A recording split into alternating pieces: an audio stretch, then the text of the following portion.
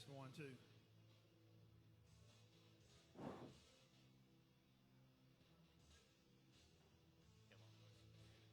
Where's your quick? Keep it right there.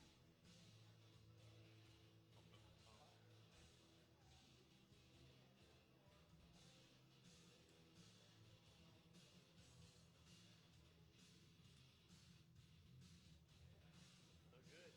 Who picks the music? You running back. You running. Remember that? Yep. I'm old enough to remember. Yeah. Right.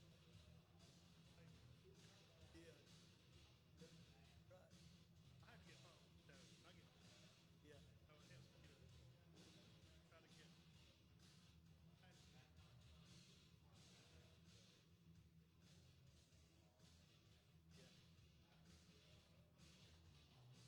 Yeah. Get the guy from his mom over the years. Got to start working. How many days got to work out? 3. Monday, Tuesday, Thursday. Oh, y'all take Monday off. They're small. Yeah. It's hot. I like to sit on the end. I got you. Yeah. Hey, you gonna let that? Yes, sir.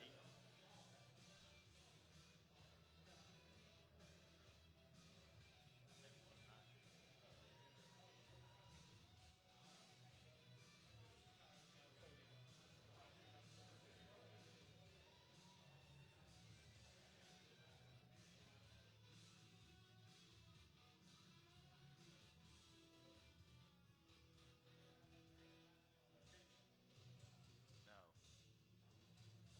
Do her warm up right quick. Okay. All right. All right. Welcome, everybody. First annual Cherokee County Media Days. I'm Big Matt. This is Diamond Dean. We're appreciative for everybody to come out here today. We do appreciate it very, very much for you spending some time of your day, and especially our coaches and players to come out here. And first of all, we need to thank Shane for letting us be able to host this here. This is really good. It's a great part of this community, and kind of what we wanted to do is kind of represent the kids of our county, give them a little bit of attention, and so we appreciate it. So without further ado, the co-host here, the Nostradamus of high school football, Diamond Dean. How y'all doing? Yeah, we're glad to have all these coaches on, and we want to recognize these players, because I just think they ought to be in the limelight. Not really the coaches first, or us first, but we're doing this more for the players than anything. Absolutely. All right. Well, I guess everybody knows who this guy is right here. He's the one and the famous, the Gillsville. We appreciate Coach Knapp for being out here with us and his players. Tell us a little bit about your players here, Coach. Who you brought with you? Well, we brought Michael Reynolds. He's a senior. Michael's a running back and a linebacker for us. He's also a 3-year starter, so we're looking for big things out of him. And the big man behind me is Briley Mitchell.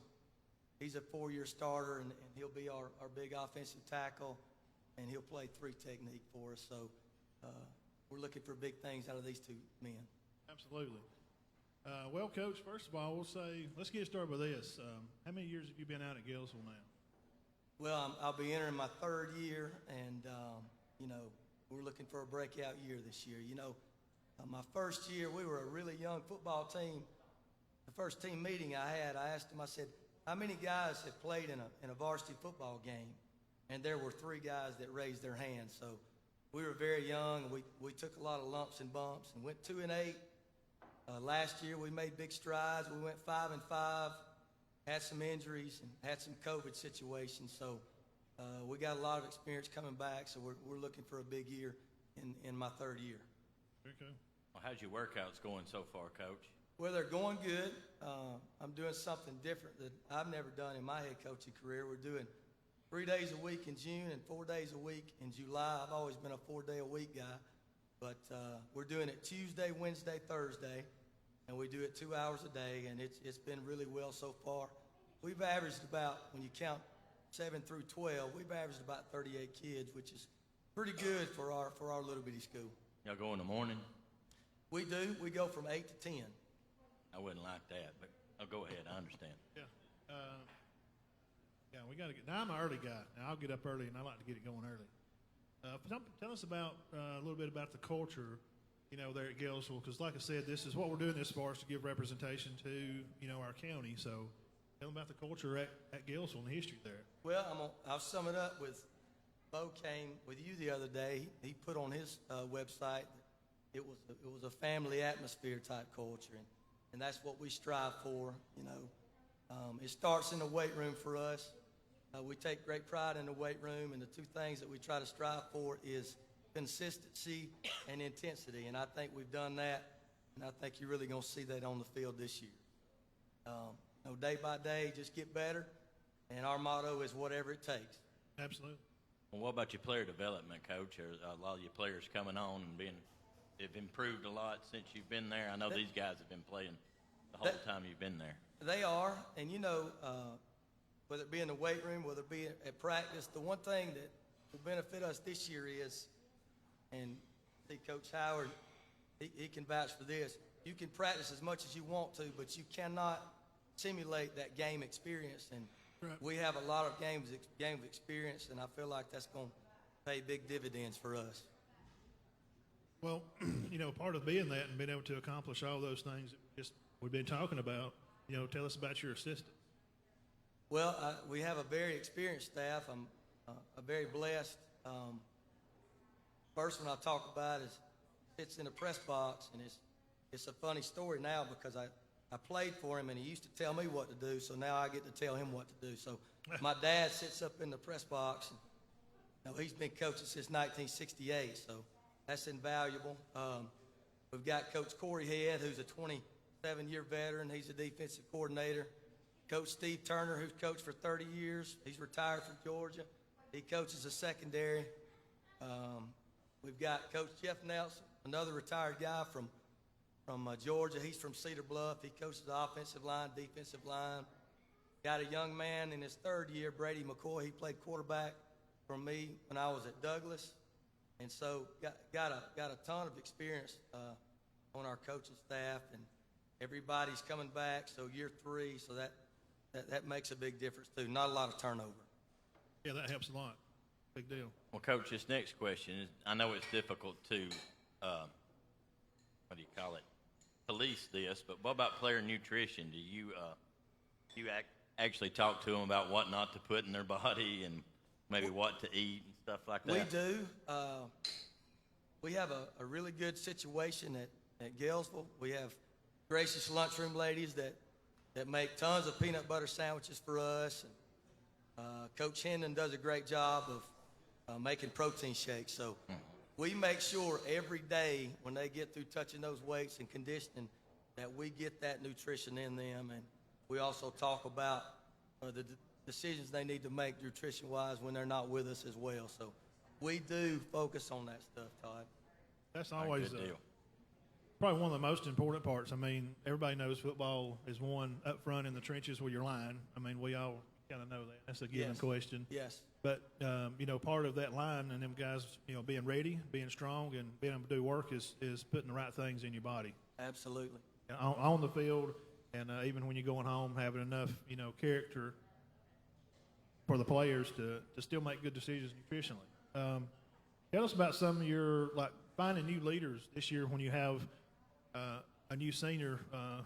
Mr. Reynolds here is one of your seniors, and you can answer that, and you could also answer that. Be a 2-part question of being a leader out there on the team. How important is that to y'all this year?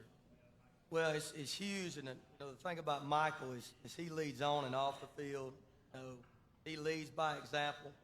He's vocal when he needs to be, and when he's not at the schoolhouse, Michael Reynolds is doing what he's supposed to be doing. So he is the epitome of what you want in a team captain. So what are you looking forward to being, one of the seniors, holding people accountable to what you're doing every day from nutrition? We just spoke about, how's that important to you? Well, just trying to get all the kids' heads straight for the games, during the games. And at Galesville before, whenever we've gotten down, football games, there's really been nobody to speak up, try helping them. That controversy comes, talk to them. Just being a part of it, and I know he's just a junior. I know he looks like a freshman in college, but And he started for 100 years too, by the way. Yeah. What you started in the 5th grade? Peanut 5th butter. grade. He started in the 5th grade. Okay. Josh in the house. Important that the kids, they do the right thing on and off the field. Don't need to get in no trouble. You need to do what you're supposed to be doing. Classes. On the field, you need to go act where you're supposed to act, you know. It's just important that kids act. They know that they have responsibilities on the football team. And that's part of having a culture at every school.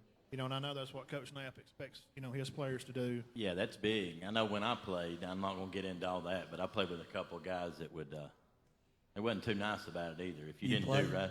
Oh, yeah. Yeah, okay. I played. He'd get on you. Shut up. He'd get on you pretty hard if you wasn't doing right. Yeah. I mean, pretty much tell you to get off the field.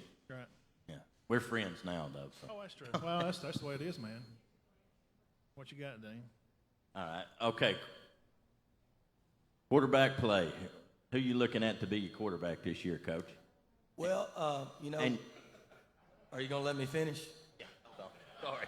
Quarterback play. Well, you know, we had a great spring, and we played a spring game against Victory Christian, and it ended 14-14 on the big boy end. And Tanner Eads was our quarterback in that game, but unfortunately, he tore his ACL, and so, you know, we're having to play a couple of people there, looking at Kyler Bradley, and probably going to look at running the Notre Dame box with Michael as well. So there are things in place that we can do, and that's what we're working on this summer.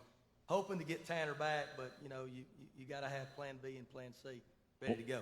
What about your running backs? I know you lost DJ Lee, and he was huge. We did. Huge. We've got Hunter Penny coming back. Hunter's a senior. You know, Hunter's another one. He hurt his ACL last year, and he really was starting to come on. And he's had a really good offseason, and we're looking for him to tote the mail quite a bit. We've moved big Keelan Higgins to fullback in the wing tee. So, you know, it's going to be more by committee this year.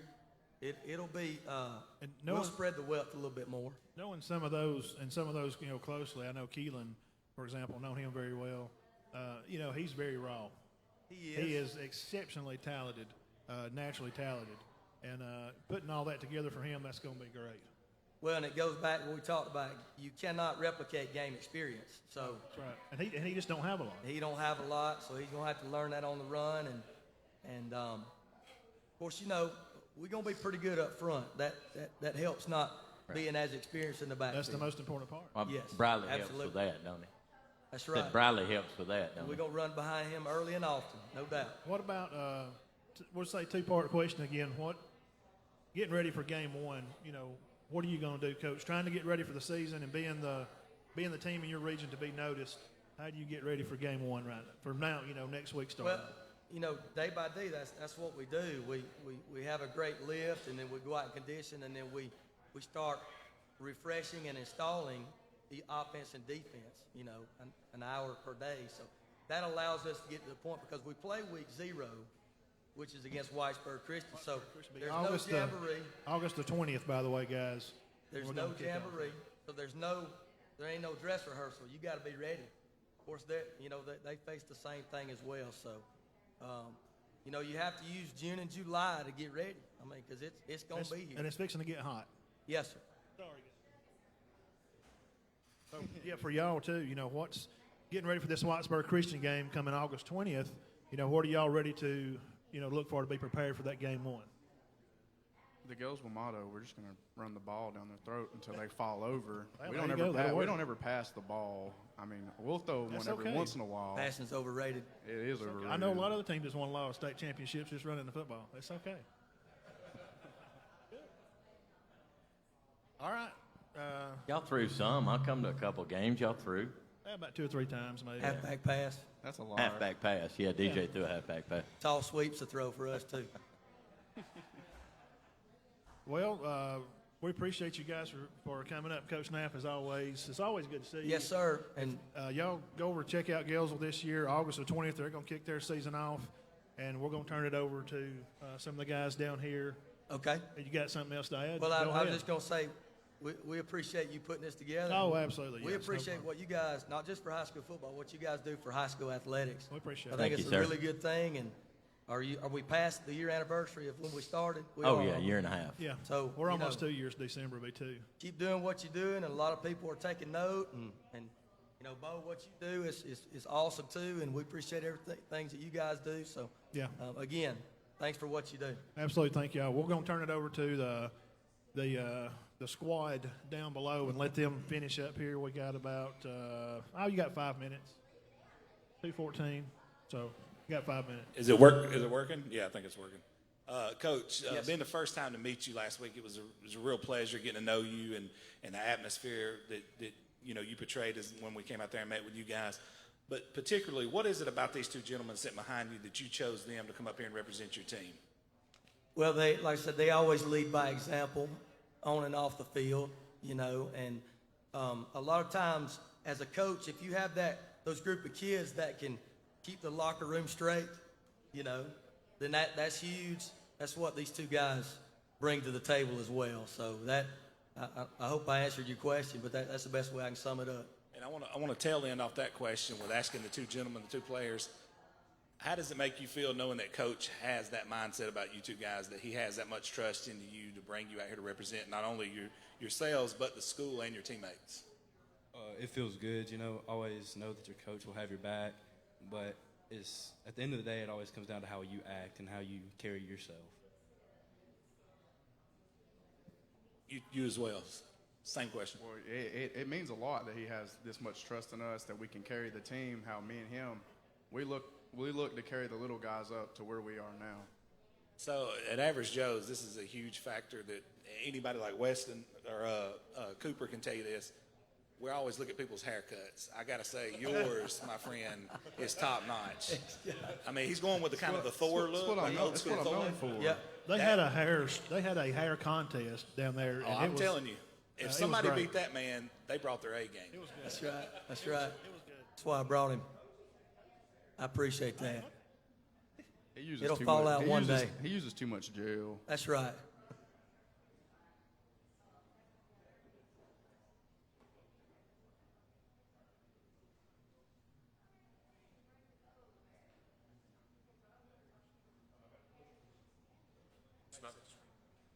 All right, there we go. There you I've go. got a question for the two guys in the back. Looking at your schedule, who do you guys consider some of your biggest rivals in this area? I'm going to say Summerton Christian. Last year, they had very few seniors. And this year, they're coming back with the same squad they had last year, basically. And they were pretty good last year. So I think this year is going to be one of the hardest teams to be on our schedule. All right, same question to you. I'm thinking Cedar Bluff this year because we didn't get to play them last year because of COVID. I think it's going to be a really big game for us this year. Yeah, that's the battle of Highway 68, by the way, for you guys that don't know. It's been running for many, many years, Cedar Bluff Gales, okay? All Long right. time rival. All right, we may have to come up for that game then. One thing I definitely want to hear from the players and from the coach, I know the last couple of seasons for Galesville, one of the biggest things that's kind of stuck out is one of those issues, the injury bug that keeps biting y'all time and time again. And again, the conditioning part is definitely one thing we've already heard from you, but what on the motivational side for all of you do you kind of take through maybe from talking with the fellow players or even what the coach is trying to portray? What is the big message of trying to keep the motivation up when such big injury bugs kind of end up hitting y'all time and time again? Well, you have to stay positive, and it's like I've told them many times before. If you keep on keeping on, eventually it's going to go our way. Mm-hmm. And so we feel like that this year it's going to go our way. So you have to continue on. You have to continue to face adversity. You can't look back and dwell. You got to keep going. So that's what I've always tried to preach to them, and that's what we're going to do. And even for you guys, what is kind of the way that y'all are talking with each other, even to your fellow teammates, of trying to get over those mental hurdles that have kind of hit y'all the last couple of seasons? Well, there's going to be adversity. You just have to keep on going. and hoping that things will get better and trust the process, basically. 2 minutes. And same to you. Oh well, we've been out without a quarterback, like a actual quarterback, for about 3 years now, and we just every time it happens, we just tell our players got to keep our head up. We got to fight through the rest of the game, that we can make it through the rest of the game with what players that we have.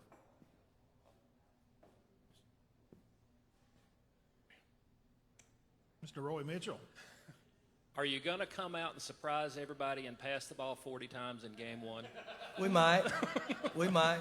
You never know. But, it's funny you bring that up because to me, in order for us to take the step of winning season, postseason, progress, our passing game has to be better. Our secondary play that's a concern right now. And then stay healthy. Those three things are huge for us in order to make that leap this year.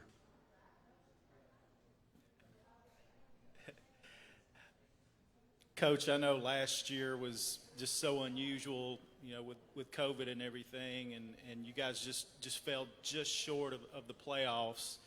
I mean, just talk about, this team trying to pick up where last year's team left off, to try and maybe finish things this year. Sure. Well, we started really good last year, and then the Coosa Christian game, we had all those injuries. We were able to win. And we hit some speed bumps throughout.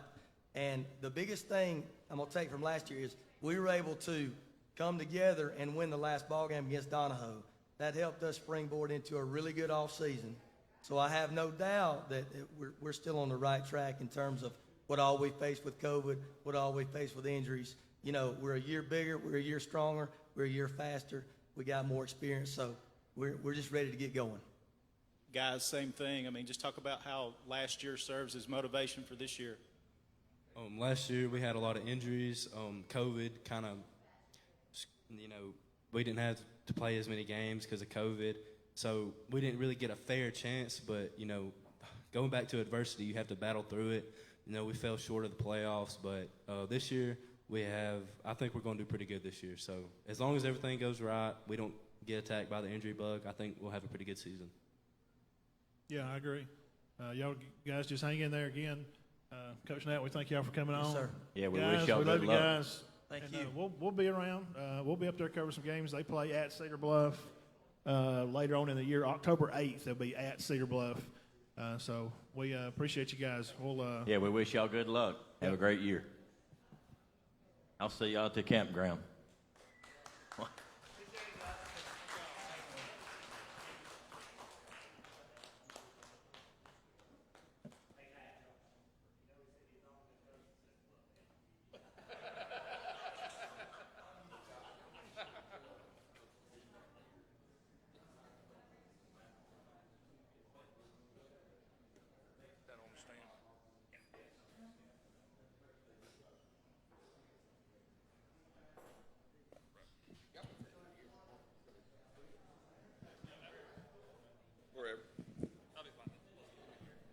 All right. Yes. All right, next on our list, the guy down here with the had a great season last year. He's one of our favorites. I've known him, I guess, about my whole life. So it's time to ride the train and come on up, Coach Howard, Spring Garden.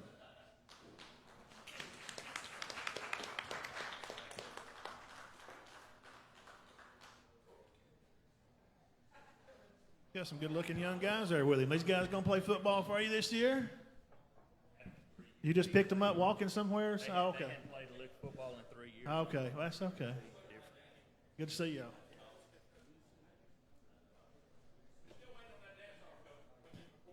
I tell you what, McQuarter chickened out. He did chicken out. Administration. He said he don't.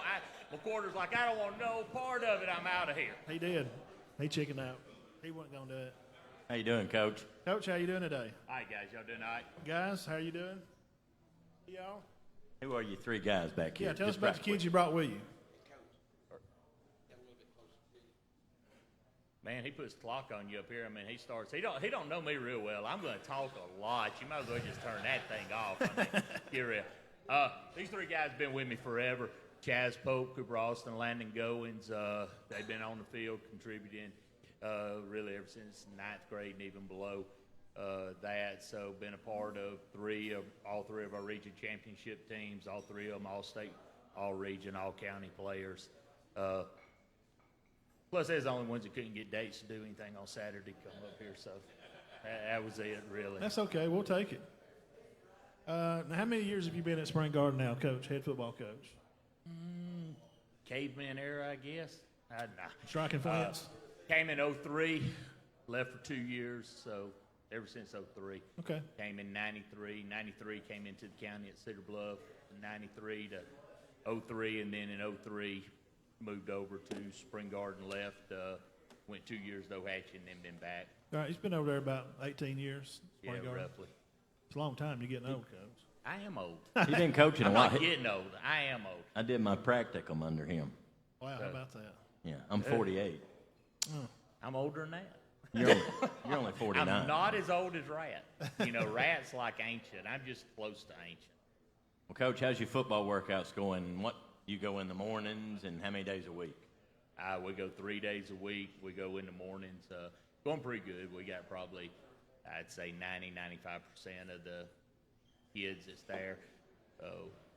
These guys don't even consider like not coming, right? No, it's really I'm not. gonna sleep in today. They don't ever do nothing like that. No, it's not an option. Now, we have a couple of kids miss here and there that have to work, but they all come get it in the afternoon. It's one of the things that is established. You know, when I came over in 03, good day for me was to have maybe 2 or 3 kids show up.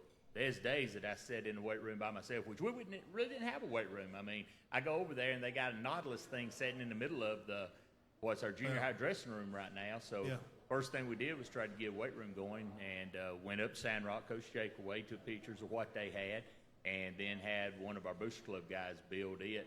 And we sort of went from there to we work everybody out, boys, girls, everybody, from 8 o'clock in the morning to 11 o'clock, and roll them through in different groups.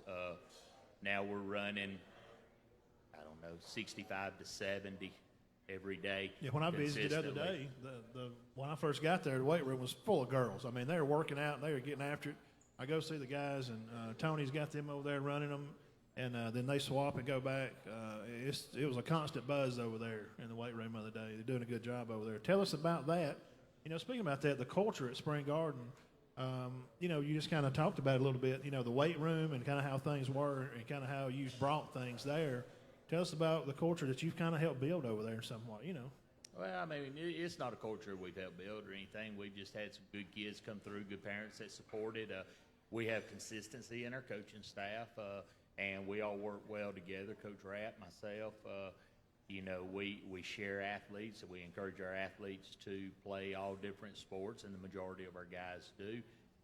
And it's one of them things of we said what's acceptable, what's not acceptable. They bought into it. Once it gets rolling, I mean, these guys had grew up in it. I mean, they grew up in it. That's all they've ever known. And we're to that point now that it's sort of easy. I mean, it really is, because we don't have to fight the battles that a lot of schools have to fight, like trying to get them there to lift weights, trying to do those things. It's just sort of accepted, and they take care of doing it themselves. And I put a lot on the kids. I mean, if somebody's not there, somebody does something wrong, most of the time they take care of it before I ever have to take care of it. All right, Coach, as far as your help, who are your assistant coaches? Have you got anybody new? Did you lose anybody? We've been solid on the football staff all the way through. Now we brought in Cole Murphy. Cole's going to join our staff this year. He'll take over our baseball program, and he's coming in from minor. Rest of us have been there forever. Coach Mack's been there with me forever. Coach Ragsdale, Benefield, Coach Wills. I mean, those guys have been with me ever since I came back from Ohatchee, and Coach Matt was with me. He was at Spring Garden before I ever went to Spring Garden, and has been there. So I think part of our success that we have had is the fact that across the board we don't have a whole lot of turnover. Right. So, I agree. That's big to a program. It is, especially the smaller schools and bigger cities where you have, you know, 6, 7, 8 schools. sometimes it's not as big, because you have a lot of coaches. But these smaller schools around here for, this rural part of Alabama, I mean, they may just have a crew of 4 coaches, and also they're coaching baseball and basketball and all kind of other sports. So they'll lead into like your player nutrition, and we asked him about, Coach Knapp about how he likes to do that. And a 2-part question, kind of, guys, as far as nutrition wise, what does Coach Howard expect you to do? And, are y'all sticking to that? Are they pretty good about it, or what? Well, first of all, look at me. You don't need to talk to me a whole lot about nutrition. I'm sitting here watching Bo dump some doggone ranch on something out here, and, stuff like that. He dumping on a salad. I'm thinking you should be dipping some wings or something in that. Not enough protein in that. So, they do a good job of taking care of that on their own. We have lunchroom staff at, with the summer thing, they have peanut butter and jelly sandwiches for them, and we encourage them to eat. I laughed at them back there when you was talking to Knapp about it. I was like, tell you what, don't put in your body more than what to put in your body. I don't want you out partying, drinking, and finding out what's on draft here before we leave or anything like that. So let's take care of not putting things in your body versus what you do. But you can let them guys answer because they are nutrition freaks back there. Hey, they may have something on them that says they're 21, but let me assure you they're not. Well, I think all our coaches do a good job about reminding us before we leave the weight room to make sure we get something in our system to help our muscles repair and recover. And he's got some. He's always had some drinks in the field house you can buy, whether it's like a protein shake or I think he's got IVs in a bottle now that's supposed to help you keep from getting dehydrated and stuff like that. Pretty much same thing. We got a body armor machine, everything go in there, get what we need, but he reminds us a lot. Can't say anything else than they did, so. I gotta say, I honestly can't remember Bullen ever telling us what to eat or drink. No, I don't remember that. Ever. Never. I smoked my whole senior year. So, Todd, you smoked your whole kindergarten year. But that's awful. That's awful on conditioning. So don't smoke, boys. I'm serious. Don't smoke. It's a different game than it is now. Back then, everybody smoked. I mean, players. It wasn't a big and deal. Not everybody. Now, hold on for a minute. I didn't smoke. Coaches I too. never smoked. I mean, there was coaches on the sideline back in the day. Yeah, I know, used to smoke. Up in the Gadsden area, a coach that smoked. That was Coach Heath that must be smoking on the sideline over there or something. Hey, man, we ain't smoking. I don't know what these two smoking, but we ain't smoking anything up there at the garden, okay? Vaping. Vaping's the thing now, right? All right, tell us about being the best team in your region. Trying to conquer that region, and everybody knows your record last year. And how far you guys went. What a fantastic run! It was school history, best run they had ever been on. We got to be a part of that with them. The show, we're appreciative for letting them let us follow along with them and make some of those moments special for the guys. Tell us about getting ready for this first game. Are y'all playing a jamboree with Sandrock, or how is that? We're playing the jamboree at Sandrock. Now, you'll have to give Coach Heath. I don't know who we play in the jamboree. August the 20th, I guess. Okay, the jamboree at Sandrock. He's hosting the jamboree. We got a countywide jamboree right, okay, that gotcha. us, Cedar Bluff, and Sandrock plays, and they're the host of it this year. So how do you kind of get ready and bounce back to? All right, guys. It's another year. We got to stay humble. What happened last year's in the past. We're starting a new legacy now. Kind of continue with that. This group's a mature group. We got 13 seniors that's going to be with this group. So I really don't have to talk to them. They know that what we did last year ended at Mars Hill, and we don't talk about it's over. Right. It's over. It puts a bullseye on your back. We know that. I'm sure Coach Heath got all kinds of good locker room motivational stuff up there. I'm not going to give him anything extra to put on the bulletin board. But it's a new year. It's a new group. Right. This group has went through, 3 region championships, 2 quarterfinal appearances, semifinal appearance. I think they've won 34 games in 3 years. So they know how to put what's already been accomplished behind you and just move forward. One thing that we have said before that really sticks to my mind. I had one of my motivational speakers say at one time, whenever you get into a car, front windshield's huge, but the rear view mirror is small because you don't need to look at what's behind I've heard, yeah, that's good. It's already gone. Yeah. Well, Coach, speaking about losing all those players, I don't think you've had a whole lot of trouble finding new leaders. I mean, I've seen Pope hit people before. That'll get you fired up right there. And He must have been at a game I wasn't at. I haven't seen him hit nobody. I mean, I don't know. You don't see that much either. That's You why I don't see love it. watching Yeah, them. You don't see a lot I've of been them. there for a long time. I ain't seen none of these three hit nobody. I tell you what. Of course, I watched Cooper, Cooper definitely dominate ain't going to hit Holt's nobody. glove. His game is nobody can hit him. Okay? How can I make sure nobody hits me? Now, Landon just wants to make somebody bleed. It don't matter if it's in practice. It don't matter when, what. Landon's like, hey, who am I going to hurt today? And I'm like, Landon, just Landon. And kids laugh at me because that's one of my favorite terms. I don't say anything else, just Landon. Landon. So finding new leaders is no problem for you, right? Nah, this group's been leaders ever since. I aggravate them a lot. I'm close to this group. But, they really are good leaders. They have been. Like I said, they've already, 34 wins in 3 years with this group starting and being part of that nucleus with it. This whole group of seniors is just a special group. This is the group, everybody talks to us about 2A, going 2A. And this is the group, their class pushed us 2A. They, on the count, had 64 kids in it. But we've always said if we're going to go 2A, let's go 2A with this group because the majority of those kids do play sports. They are competitors. Experience. And that goes into the thing that we feel like is most important to us is just the competitive spirit of a group. And this group is very competitive with each other. It was a little weird yesterday when you took me over to the gym to see the boys running, and I found myself, I was looking for Luke. It's because I've coached him when he was little, so I know him closer than any of them. I mean, he played Pee Wee football with Marcus when they were little. And it was just kind of weird. I kind of looked for Luke, and I was like, hey, he's not here anymore. No. I've seen them so long over there. You know what I mean? I'm sure y'all, do y'all still kind of look for, and you kind of forget, like, well, Riley's gone, and, but, y'all are going to fill those shoes, so what can you do more as players to try to fill those shoes to make sure that what they help build, that you also help build, how do you continue that?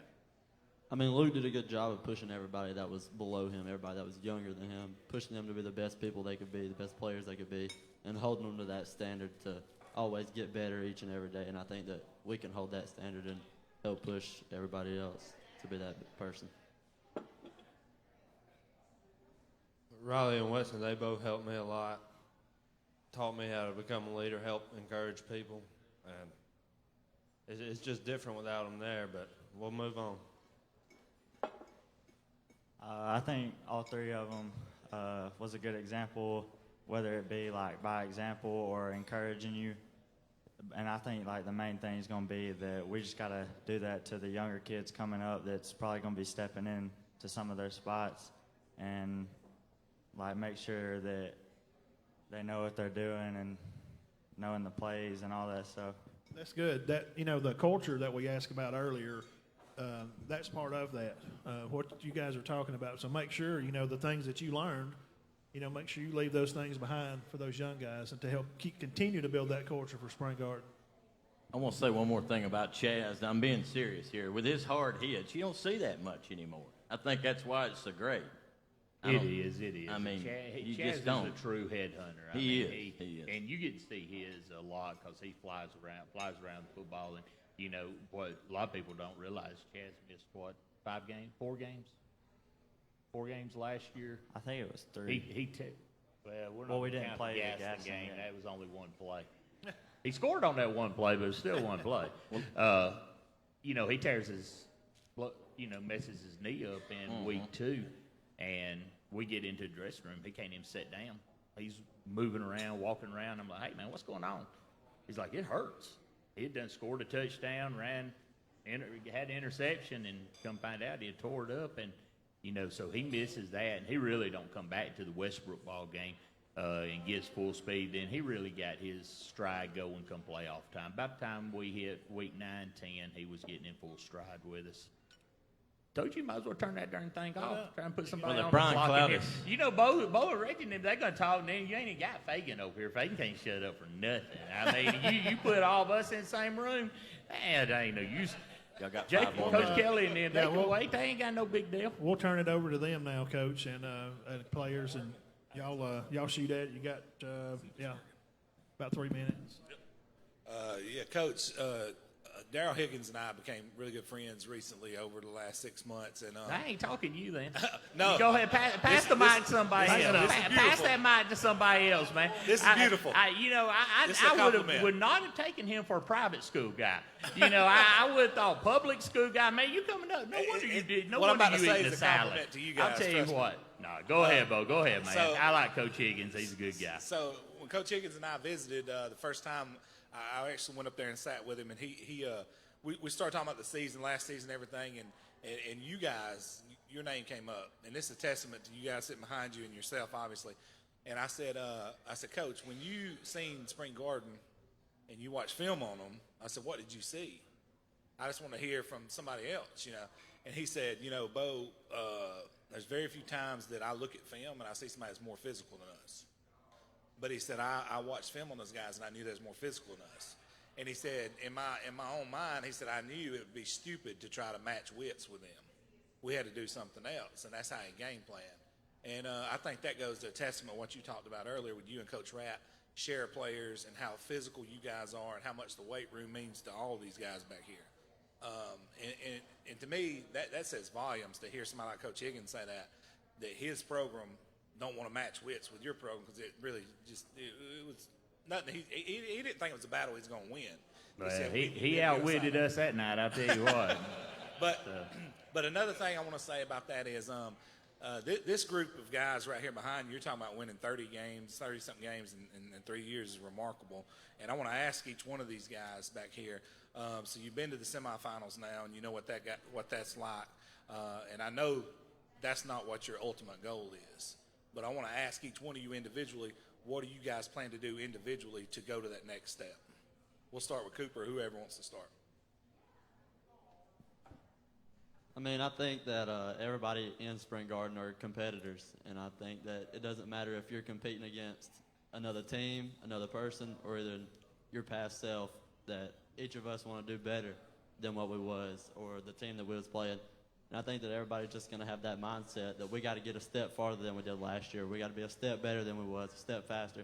And I think everybody's just going to have that goal in the back of their head, that drive that's just going to push them and get them better. The same question. What was the question again? What you guys been to the semifinals now? You've won a lot of football games. What do you guys plan on doing individually to lead this team to that next level? Just get bigger and get stronger. Set a good example for the younger guys because they're going to have to step in at some point. And just take everything competitiveness. Knock it. I think they pretty much summed it all up, but making it that far and knowing we were almost there, I think it definitely motivated everybody on our team to work harder and get better so that we don't end up in the same position next year. Absolutely. I got one more thing, then I'm going to pass it down to these guys. Coach, the beautiful part I like about what you are doing personally is a lot of people, when they think Spring Garden, they think basketball, and rightfully so. What Ratt's done has been absolutely amazing. But for you guys to, you said it best, share players, share the weight room, bring the importance of that. I think that says volumes about yourself and your program. What does that mean to be in a place that's special enough that you guys can do that? Because we cover a lot of schools, and I can promise you, Coach, from experience, that's not the case everywhere. Oh, it is super special. I mean, Ratt's one of my best friends. We've been friends for even before I came to Spring Garden. Whenever I was there at Cedar Bluff, we were friends. And a lot of it's trust. You know, when we are during the season and doing things, Coach Dana and Coach Ratt are usually in the gym. I mean, y'all tell Coach Ratt don't hit the weight room too often. Heck of a runner, but he ain't gonna get under a whole lot of weight. You look at me, I ain't gonna be doing a whole lot of running. But so Coach Ratt takes care of the conditioning, and Coach Dana's in there with him a lot.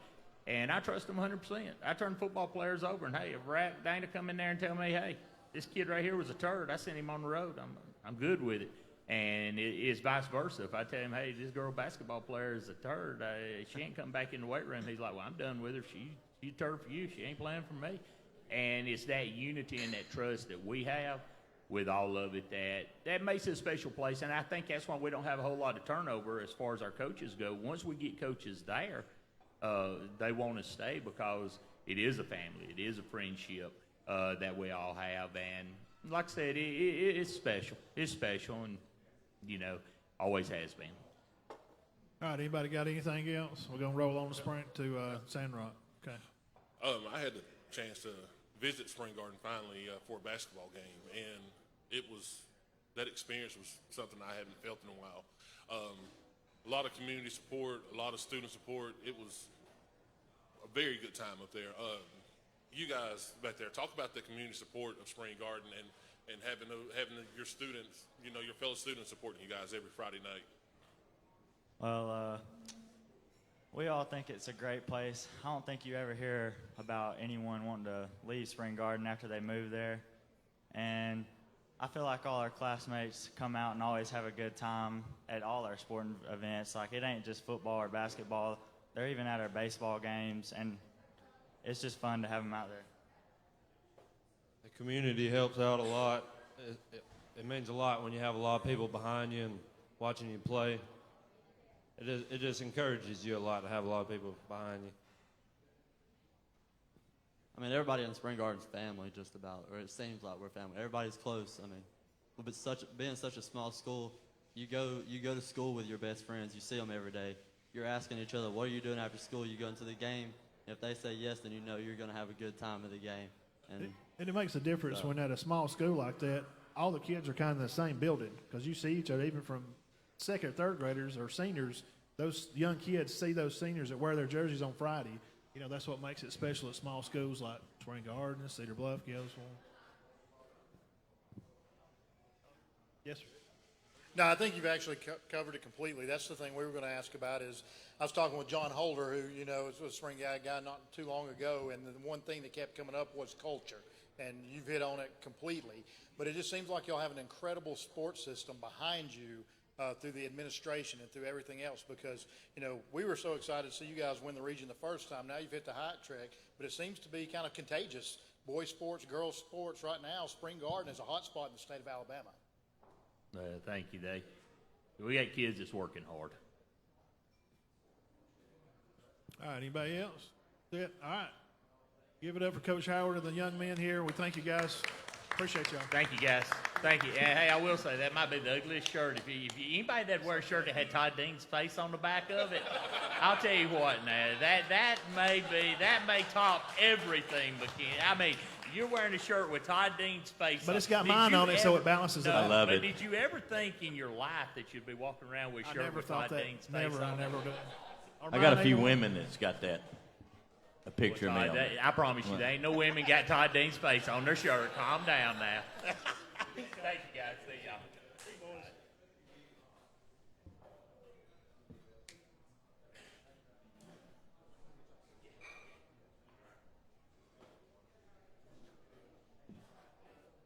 2-minute bathroom break or something. Okay. Coach Hayes, we're just going 2-minute break.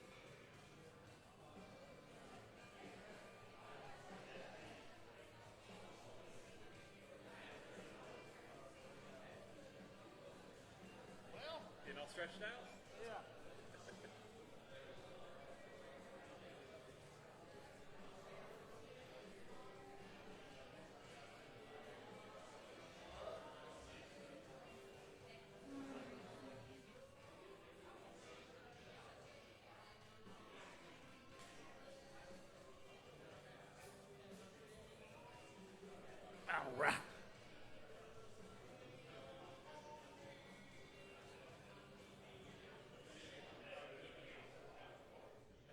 Yes, that's correct. Coach, east of Sandrock. Welcome back, everybody, after a 2-minute intermission to the first annual Cherokee County Media Days. We thank everybody for taking some time out of your day to come down here and spend with us. All the coaches that came out and the players, we love all you guys. We can't wait to see the season get kicked off.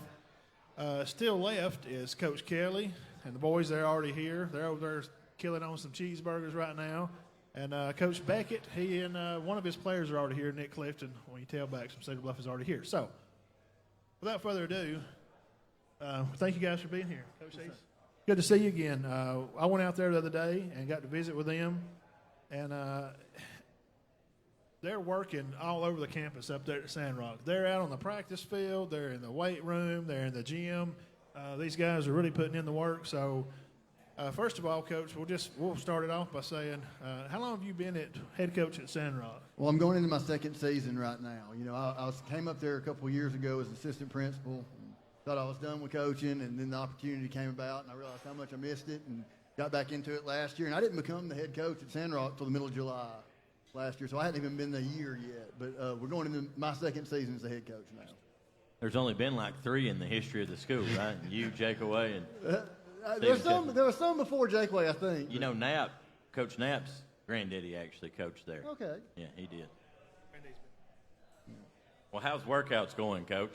They're going great. I mean, you know, at Sandrock, our only real advantage is that we're going to work hard, and that's what we've got to take advantage of. And the great thing is I've got some really good kids who do work really hard. And you know, basically whatever I ask them to do, they do it. You know, this time last year, you know, I was in the interim capacity, and I had like 3 or 4 kids who were squatting 315 maybe was their max, and now we've got about 8. I mean, True there, little True there, he's squatting 415, 420, 425. I mean, you know, and I've got like 8 or 9, I think, who are mid 400s now squatting. So, I mean, they're working hard, and you know, they see the payoff when they look in the mirror.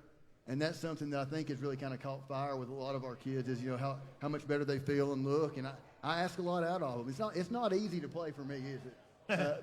But I think they see the rewards and the payoff. And, you know, as we move towards, you know, building the program back to where it was and back to where it needs to be. About the culture of the program. The culture of the program. Yeah.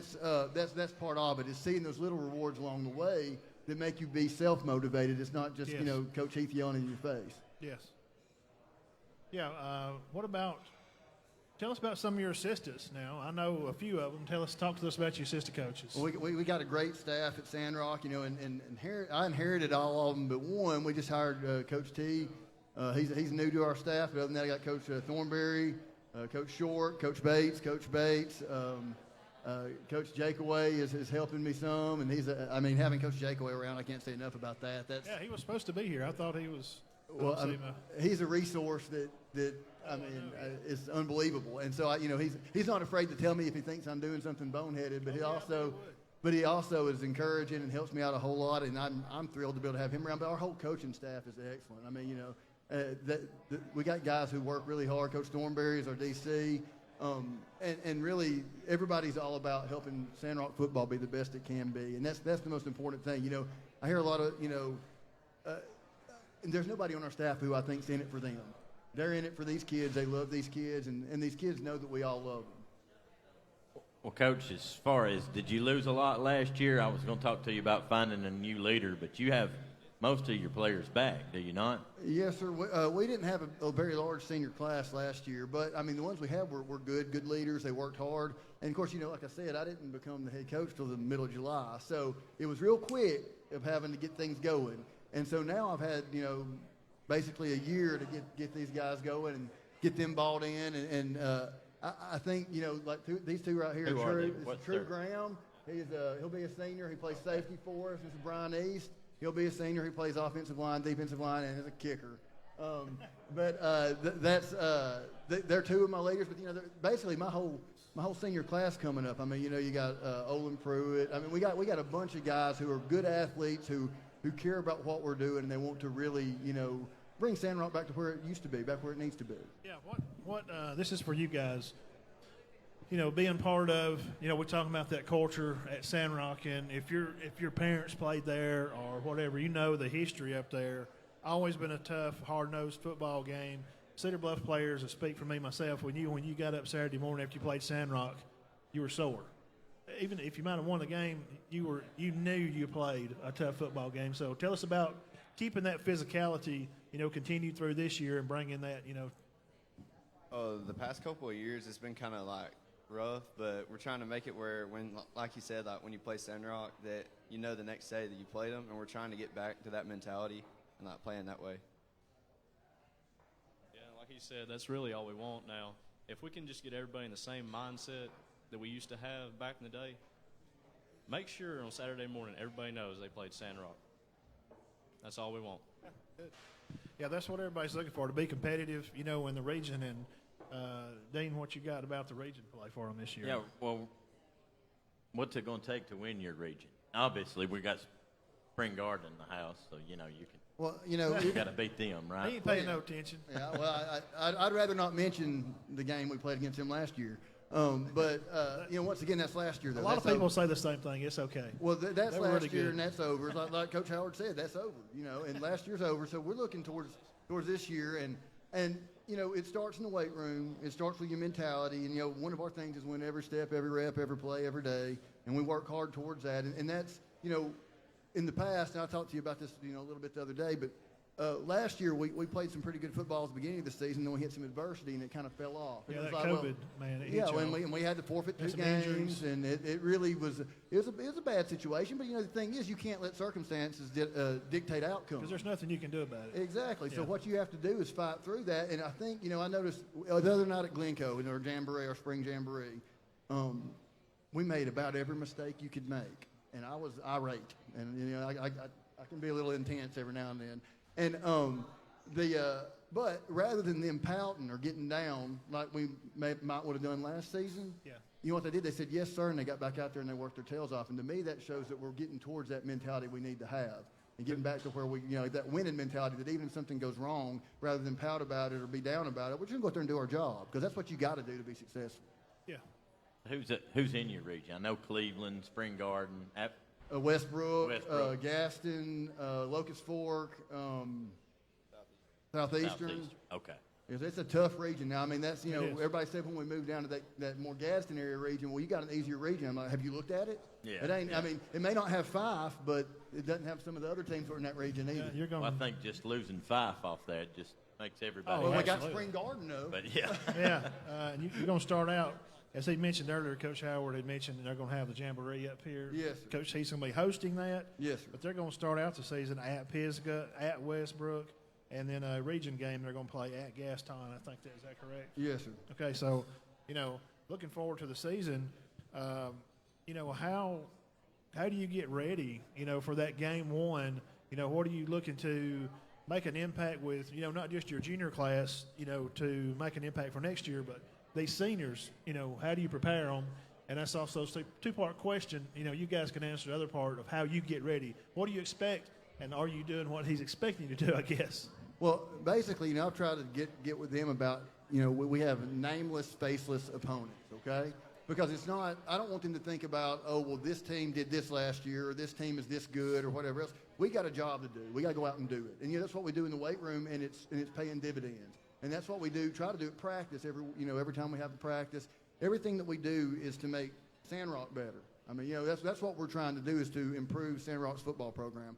And so we can't worry about our opponent. Now, we're going to scout them. We're going to know what they do. We're going to put ourselves in the best position to be able to be competitive with them and beat them. But we're not worried about them. We're worried about us. So we got to work on us. And like I said, it starts with our weight room, our mentality, and what we're doing. And that's, the summer's the time you build that. That's why it's so important. Yeah, what about? I was going to ask the players. Yeah. Well, guys, this is y'all's. Are y'all both seniors? So y'all looking forward to this year? I mean, what y'all got to do to win this region? What do you? Take it 1 week at a time. Right, Not worried right. about like Can't if look it's week ahead. 1, don't worry about week 2. Focus on week 1. I thought y'all had a pretty good team last year. We watched y'all play against Cedar Bluff, and they had a pretty good lead on y'all, and they came. That was a wild ending. Yes, we I mean- talked about that when I went over there. That's one of the best football games. I I can't- know my boy It was could've been playing in that better. game, but it was like, man, that was a. I can't. I mean, I'm sitting up there. I'm like, well, I surely may be they'll a little get this biased punt on that off, and game, then but you it was block a the great punt. game. Then they scored. Y'all scored on the last play of the game, right? Yes, sir, we did. Then we Yeah, that was a wild one. had too many men on the field, get a penalty, move the ball up, so they go for 2 instead of trying to tie. And had a bad exchange and fumbled Bad the ball. And exchange, didn't ball win. comes out, they pick up the return, pick up the loose ball, game's over. We win by 1. One point. It was one of those kind of games. I mean, there was fire on the mountain. I put that in the post when I shared some stuff. It was a classic Cedar Bluff Sandrock game that we remember from your days being there and your old days from Well, being it still there. kind of makes me sick to my stomach to think about it. So Yeah, back when I was in school, it was a great game every year. Absolutely. So that was good. So that fired y'all up. That ending of the year, that let y'all know y'all got a pretty good squad, right? Especially going into next year. Right. Got your quarterback back, running backs.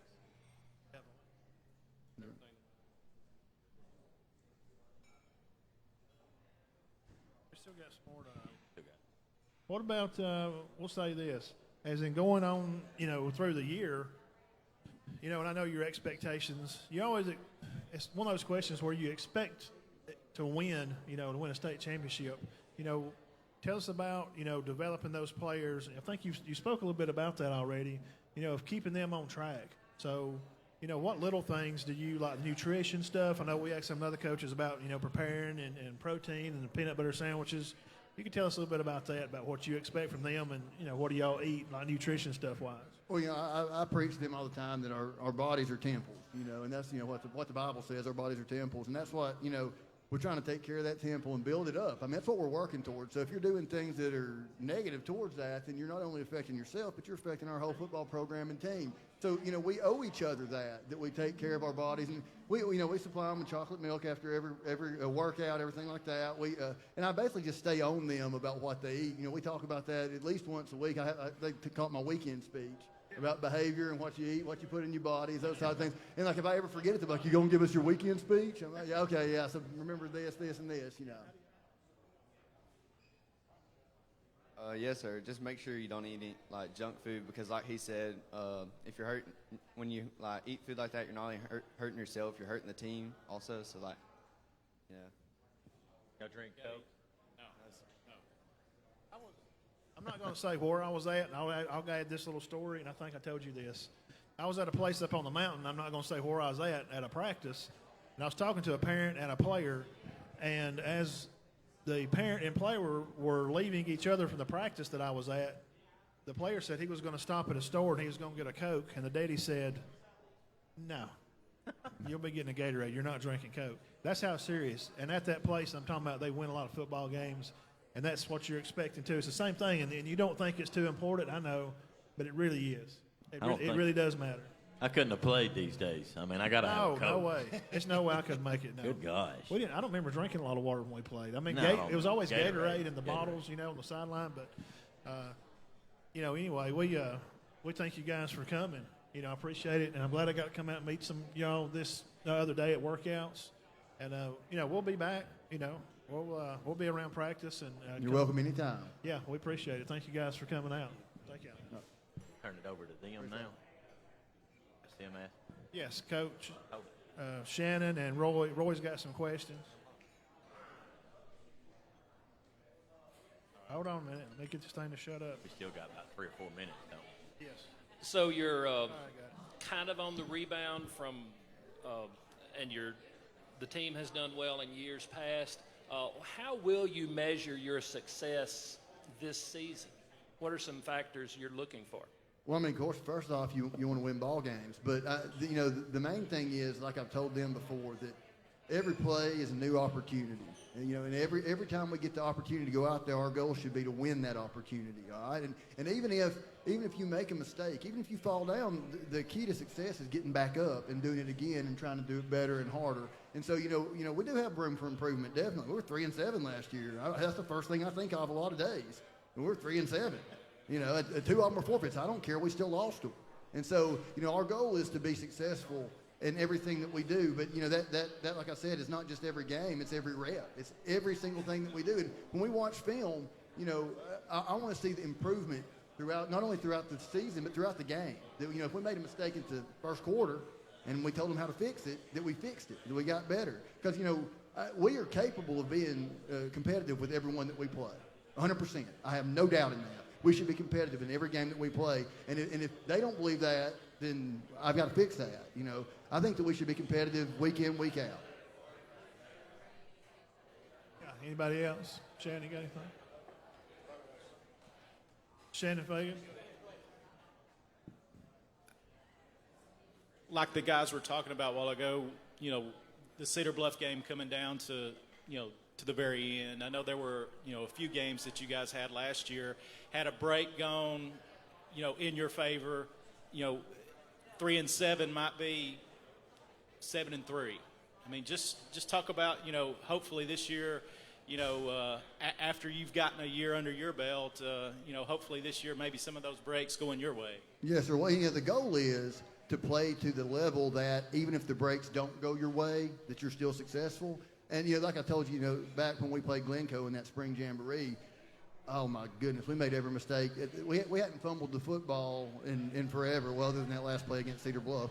But we hadn't fumbled the football in forever. And then, you know, we fumbled, twice, had a bad snap, hadn't had a bad snap in forever. Bradley has not had a bad snap since I can remember, had one of those. I mean, all these things. But instead of pouting about it, you know, we got back up and we worked through it. And that's that change in mentality and in here that makes the difference in, I think, moving to that winning mentality versus trying to make excuses for why you didn't win, instead trying to find ways to win through adversity. Yeah, very good. Anybody else got anything? Bo Starkey, average Joe. Yeah, I got a question. Yes, sir.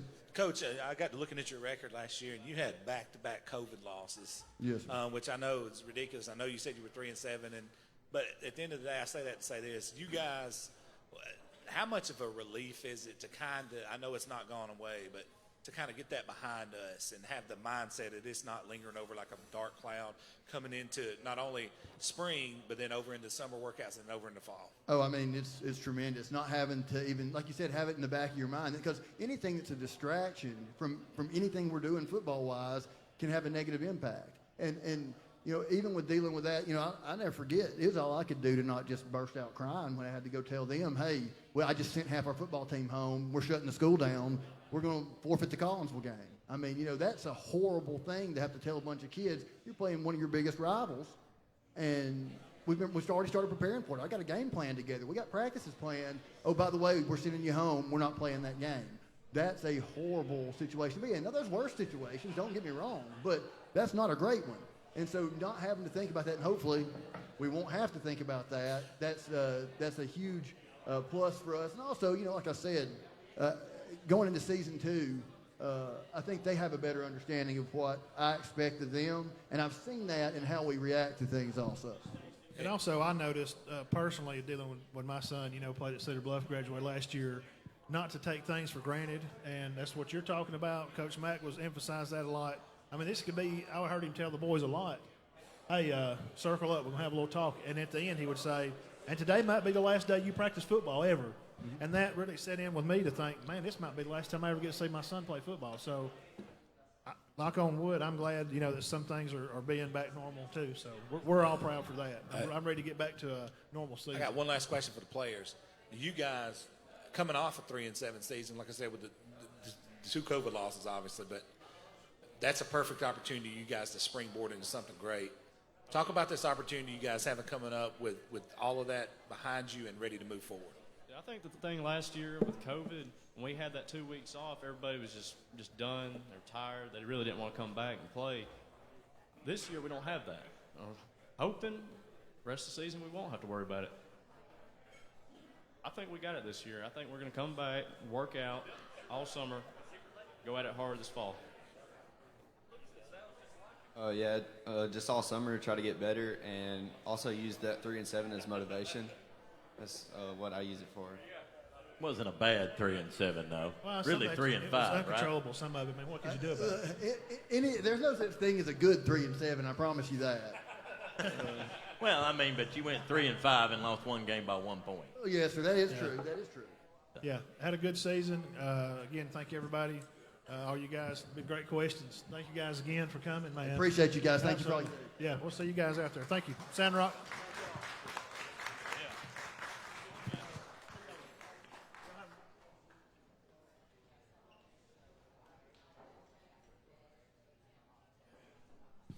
All right. We appreciate Sandrock, Coach Heath, and the guys for coming out. We had a good time here today, Dean. I think everything's went pretty well. We're going to swap gears right here.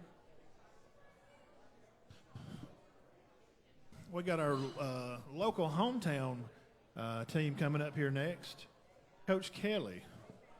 Whenever you're ready, sir, you and the guys, y'all march right on up. Get those guys. I know. This is not. He forgot to bring the high school players. He actually brought the college football players out here. And the wrong guys, Coach. You brought the wrong guys. There's no way this 15 and 3 are in high school players. They're not teenagers. Look at them. Hey, how you doing?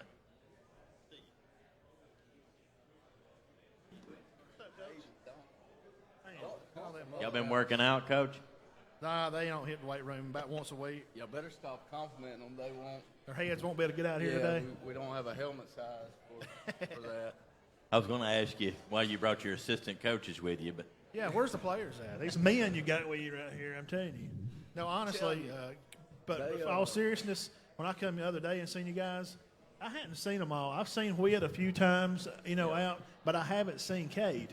And when I seen him in the weight room the other day, I was like, man, he's been working out. We talking about the same kid? No, dude, he's been. I mean, they've all been getting after it, but I see them a little regular, and I haven't seen Cade. Yes, man, Cade's had a really good offseason. He has.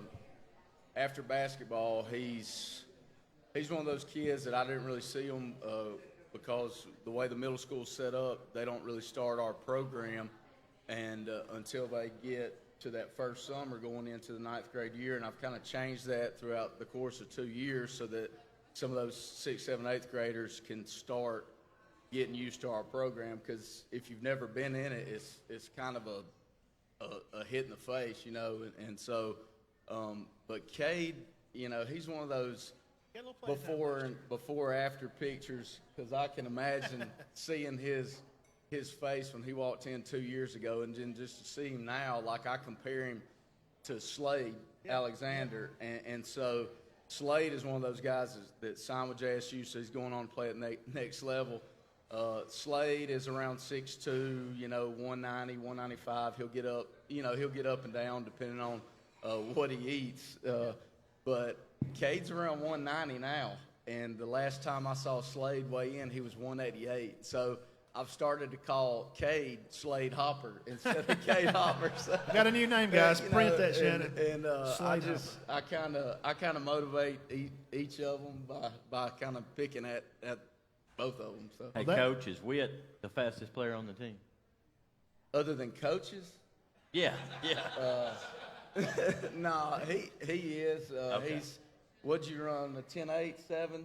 10? Is that your fastest? 10.8, 700. So 10.8 and 100. He ran a 4.52 at Auburn. I think that's probably your fastest in the 40. We ain't gonna talk about it. My knee's been bothering me since football, so I talk a lot of trash. But if he really wants to line up, I'll pull a hamstring or something. Yeah, we were just joking about that yesterday. Remember? Oh yeah, we was joking about that yesterday. Tell us.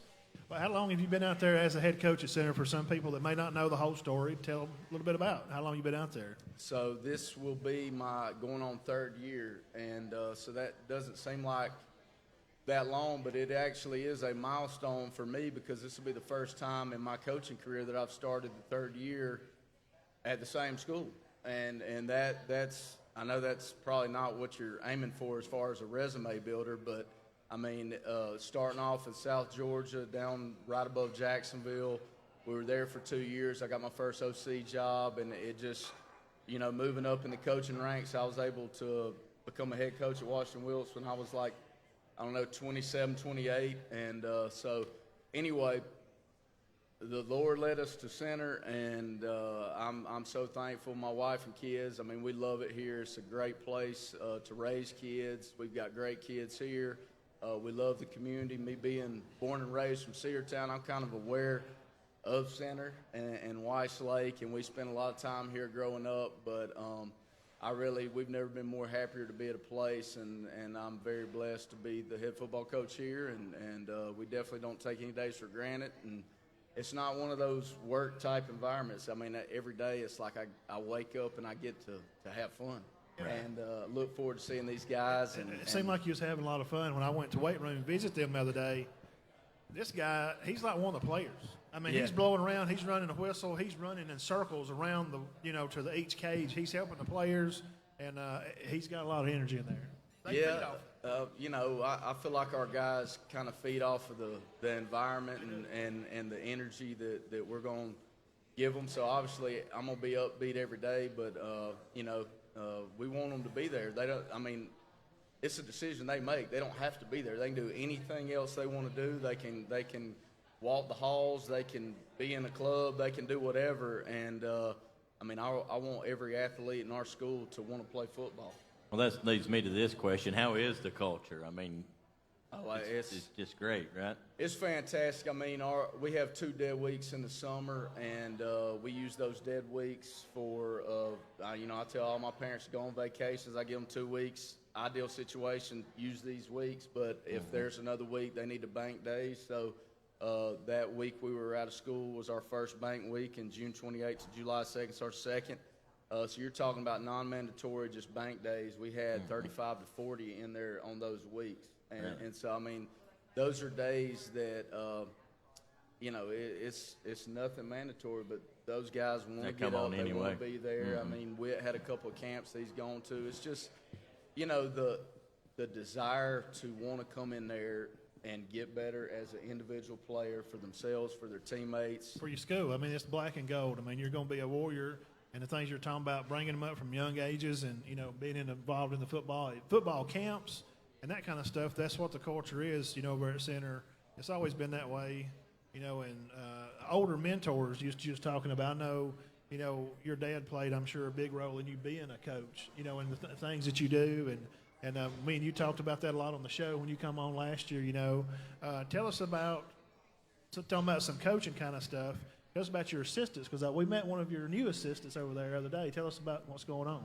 So, not to get right into assistants, but one of the big changes is we're going to have a new principal, and Mr. Bobby Tittle has come in and kind of hit the ground running. We lost 3 assistants off of last year, and we were able to get a couple of hires already. And so one of them happens to be an Ohatchee guy. Brett Henderson's our new defensive coordinator. He's going to be starting this week. He was here a little bit last week. Also, we're getting a local guy in Josh Decker, who was approved last week, and he's going to be coaching the running backs and helping out in baseball. And both of those guys are quality guys, and they are very knowledgeable, very passionate, young, hungry. Kind of what I'm looking for in assistant coaches is seeing myself in those guys and seeing the overall plan and their values and relationships and what they put in the personal relationship they have with the players. And as far as Daddy goes, he's kind of like, he's old school. That's his nickname in the staff room. And I'm not sure you can get rid of him if you tried. You probably don't want to, though, do you? No, I mean, I don't, but there are times that we will physically, well, not physically, but we will go at it. My wife can attest. We fuss and argue 24/7, and then it's like we'll stop and be like, all right, where are we going to dinner? Yeah. Just on the spot. So I'm really excited to have the staff we have. Losing 3 guys, and obviously Britt Chandler is one of those guys that you really can't replace. But I feel really, really good where we're at. I like our numbers, and I'm excited. Coach, I know you lost Alexander, and you also lost Connor Elrod and some more players. Is it going to be hard or easy to find new leadership? And these guys right back here providing them pretty good leadership. They are, and it's just not something that, you find out in August. Right. These guys, we go to work in January. Like, other programs, I don't know how they do things, but we lost to Mobile Christian on Friday. We were in the weight room Monday, slinging weights, going to work. There's no time in the region that we're in to let other people get an advantage on us. It's time to go to work. And I told them Thursday, I can't remember. It was Wednesday because so it was Wednesday. It's like you can do everything and still not win. We can work from now until it's time to play, and you still might not win. And so there's no guarantees. The only guarantees is what you're going to allow yourself to do. And so that's a good question for the guys. What do you do, guys, to hold each other accountable? I know Coach holds you accountable. I was over there the other day. Trust me, I know he's holding you guys accountable. But what do you do to police yourselves, into that? Well, we try to hold each other responsible by making sure people aren't skipping reps in the weight room and try to push them, because some people will try to quit in the middle of reps and on the field while we're running, and we always have to push them. Now, Cade, being the new kind of part of the leader, you're the QB guy, and you got to take some reps last year, in which I'll say here, this is our show. I can say what I want to. You caught a little slack on some of that, but I thought you did a fantastic job considering what you had to deal with. So I can say that out here in the public because it is our show, and that's what we're going to say. So, but I thought, he just got through in the middle of this, Coach, and Slade goes out, and you're in. And he got like 3 days to practice, and then you're going to do it. But, he was always ready and prepared all the time. But I wanted just to say that we noticed you did okay. You're fine. So we're looking forward to this year. So how are you as the new quarterback? How are you going to hold your team accountable? What do you?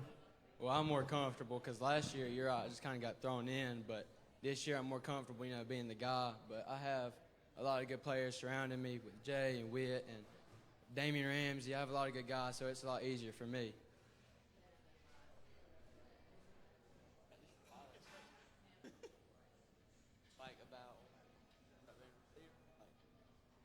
Are you as fast as your daddy was? I think I'm faster. Really? Oh, yeah. Ran a 4.52. Did he run he was pretty fast. Mark was sub 4.5.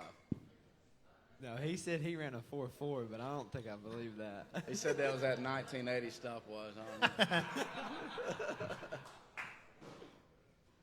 All right. What about now? We done talked about your quarterback, and we're talking about your running back play. Damian's coming back. I remember watching him closely. I watched him closely in that Hanley game, and he's running the ball, and then he's on defense, and he's knocking guys out. Yeah. So tell us a little bit about Damian this year and how he's going to be a big part of that. He's actually, this offseason, he's got himself into the best shape he's ever been.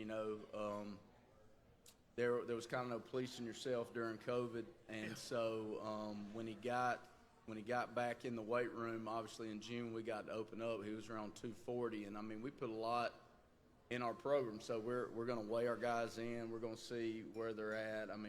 We're taking care of nutrition. We just watch things that. So anyway, this offseason he's gotten down to about 220, but he's faster, he's stronger than he's ever been. So he's kind of getting his body ready for what's coming, and I have no doubt in the work that he's put in. He's going to be a force this fall. He looked good the other day. I seen him. And he's trimmed down some. You could tell his neck's, slimmed down some. And, guys, I'm going to tell you right now, they were getting after it. They were working really hard the other day. We expect great things from them, and I can't wait to see what's going to go on this year. Talking about this season coming, Dean. Who you got week 1? Who is your week 1 opponent? Right now our first game is Piedmont. I think it's the 27th, 28th. Okay. Last year we had Carver. Carver informed us a couple weeks ago that they're canceling that game. Okay, so your first game's Piedmont. So now your first game's a huge rival. That's 15 miles down the road. So how do you get ready for that? Yeah. Just no different. I'm not from here, so Piedmont is just 15 miles away. It's no different than Hoax Bluff, whatever. These guys, are the ones that grow up. You know, my first memory of Piedmont is when my dad was coaching over there, and I was going to games over there. And so, I mean, it's not like, it's more of a community type thing with it. I mean, our guys, they got to execute. They got to play better. We lost to Piedmont last year. That was probably our worst game of the season because, I can sit there and put the first clip of the game on, and we're about like 10% as far as execution goes. I mean, just across the board. And so that's the reason why we lost that game is because we didn't even show up to play. So, I mean, it's nothing. I mean, it's a non-region game. Right. I mean, it's a game that we need to go test ourselves and compete and get after it. I mean, it Right. is no different. But It kind of means more maybe to the, I don't want to say means more, it's not a good word, but it means something different for the players than it does the coaches. Is that correct, guys? You can speak about that if you want. Well, maybe, yeah.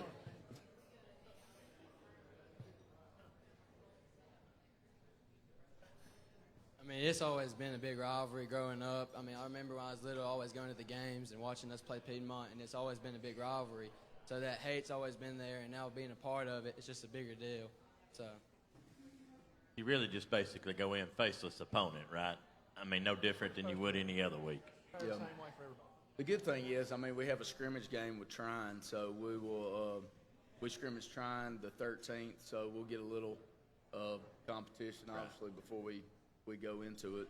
Sorry, Wyatt. Go ahead. The thing about Piedmont is my dad, like, always, when I was growing up and everything, he was just like, y'all better beat Piedmont this year and all this stuff. And I don't know, it was just funny.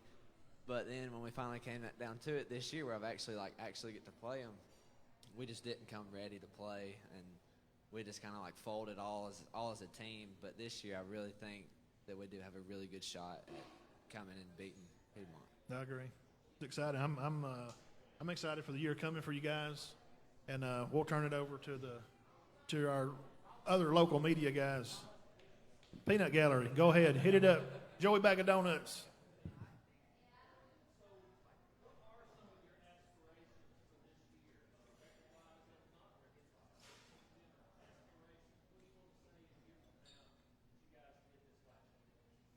Yeah, I want to take that. Obviously, our goal number one is to get in the playoffs, win the region championship, and we were back in the playoffs last year. Got a great test. It was not necessarily fun driving to Mobile in the first round, but I mean we had control of the situation and couldn't beat Jacksonville, couldn't beat Hanley. So that's kind of the disadvantage of being in South Alabama, even considering you live in Center. But obviously we want to be back in the playoffs. We felt like, in that game, Mobile Christian, we had our chances to win the game and just didn't get it done. And then you see kind of their success in recent years and how they were able to play ACA in the second round. We felt like, we kind of we're not where we want to be, but we're right on the edge of it. And so that's kind of what drove us in the off season. We want to be back in the playoffs. We want to compete for the region championship. We want to finish games. We were pretty good, and 9 out of 10 at halftime, either leading or tied or one couple of points away. But one of our big things in the off season is find more guys to get them on the field. So we're not playing as many both ways. Usually the teams that we ran into situations, especially in the second half, Jacksonville and Hanley, a lot of those guys are playing both ways. And at the end of the day, there's not a weight room program alive that's going to overcome 24 versus 48. Yeah. And so that's kind of one of the things that we've been looking for. And but definitely our goal is to get back in the playoffs, compete for the region championship, win the region championship, and get a blue map back in the center. Yeah. Kind of along those same lines, Coach, and you and I talked earlier just a minute ago. You came real close last year, but you had COVID. You lost your starting quarterback. You were real close to advancing. What are you doing different this year? What are you guys looking forward to try to make that next step into digging deeper into the playoffs this upcoming season? So one of the things is we just start football as far as field work goes just a little bit earlier. Last year during COVID, it was more, June was kind of chalked up to just getting the kids back in the weight room, just getting them back in condition. We had to bring them in. I don't even know how many groups we had, like 8. It was like every hour I was bringing a new group in, and definitely wasn't fun as a coach because as energetic as I am, you're talking about screaming at the top of my lungs from 8 o'clock to 3 o'clock. I mean, it's like, I'm so glad we're not doing that. And so it definitely gives us a sense of, all right, we're a little bit ahead of where we were last year. And now we're able to hit the weight room. I call it the circus circuit, which is what we're doing right now. So I got them into 3 different groups, and they're going to different parts of the facility, getting our workouts done. And then after about 90 minutes, we go out on the field, and we're doing offensive and defensive work. So just trying to get ahead of where we were last year. And I feel like we already kind of took a step in the right direction. All right. Ooh, there we go. Coach. Reggie? I think we talked briefly outside about Bobby Tittle coming in as principal. Talk to us about that transition for you as a football coach in your program. Well, during kind of like the search of getting a new principal, you try to find out information on the guys, just kind of like just like a football coach. I mean, all right, what kind of guy is he? What does he believe in? How is he as a person? So I'm starting to hear names about possible people, and one of the key things right off the bat was that anybody with any firsthand knowledge, in the know, whatever, this guy has no black marks. I mean, he is a dude. And I remember our first conversation. I think it was the morning after he was approved. I was on the way to work, and we talked, and it was almost like I had just got a pregame speech because I'm pulling into the school, and after talking to him, I'm like, let's go to work, So, I mean, I was really, really excited, and then sitting down with him this Tuesday. I mean, he's an exceptional guy. He's got great character. Obviously, he's for academics 100%, but he's for everything, and he understands that everything helps out the other, and it's like a one machine and one tribe type deal. And so, in the short amount of time, we've hired a couple of coaches already, and he's been in the weight room, he's been in the field house, he's going to meet the team soon. That was one of the first things he says. He wants to meet the team and talk to the guys, and I can't wait to introduce him to those guys and let him talk, because it's like,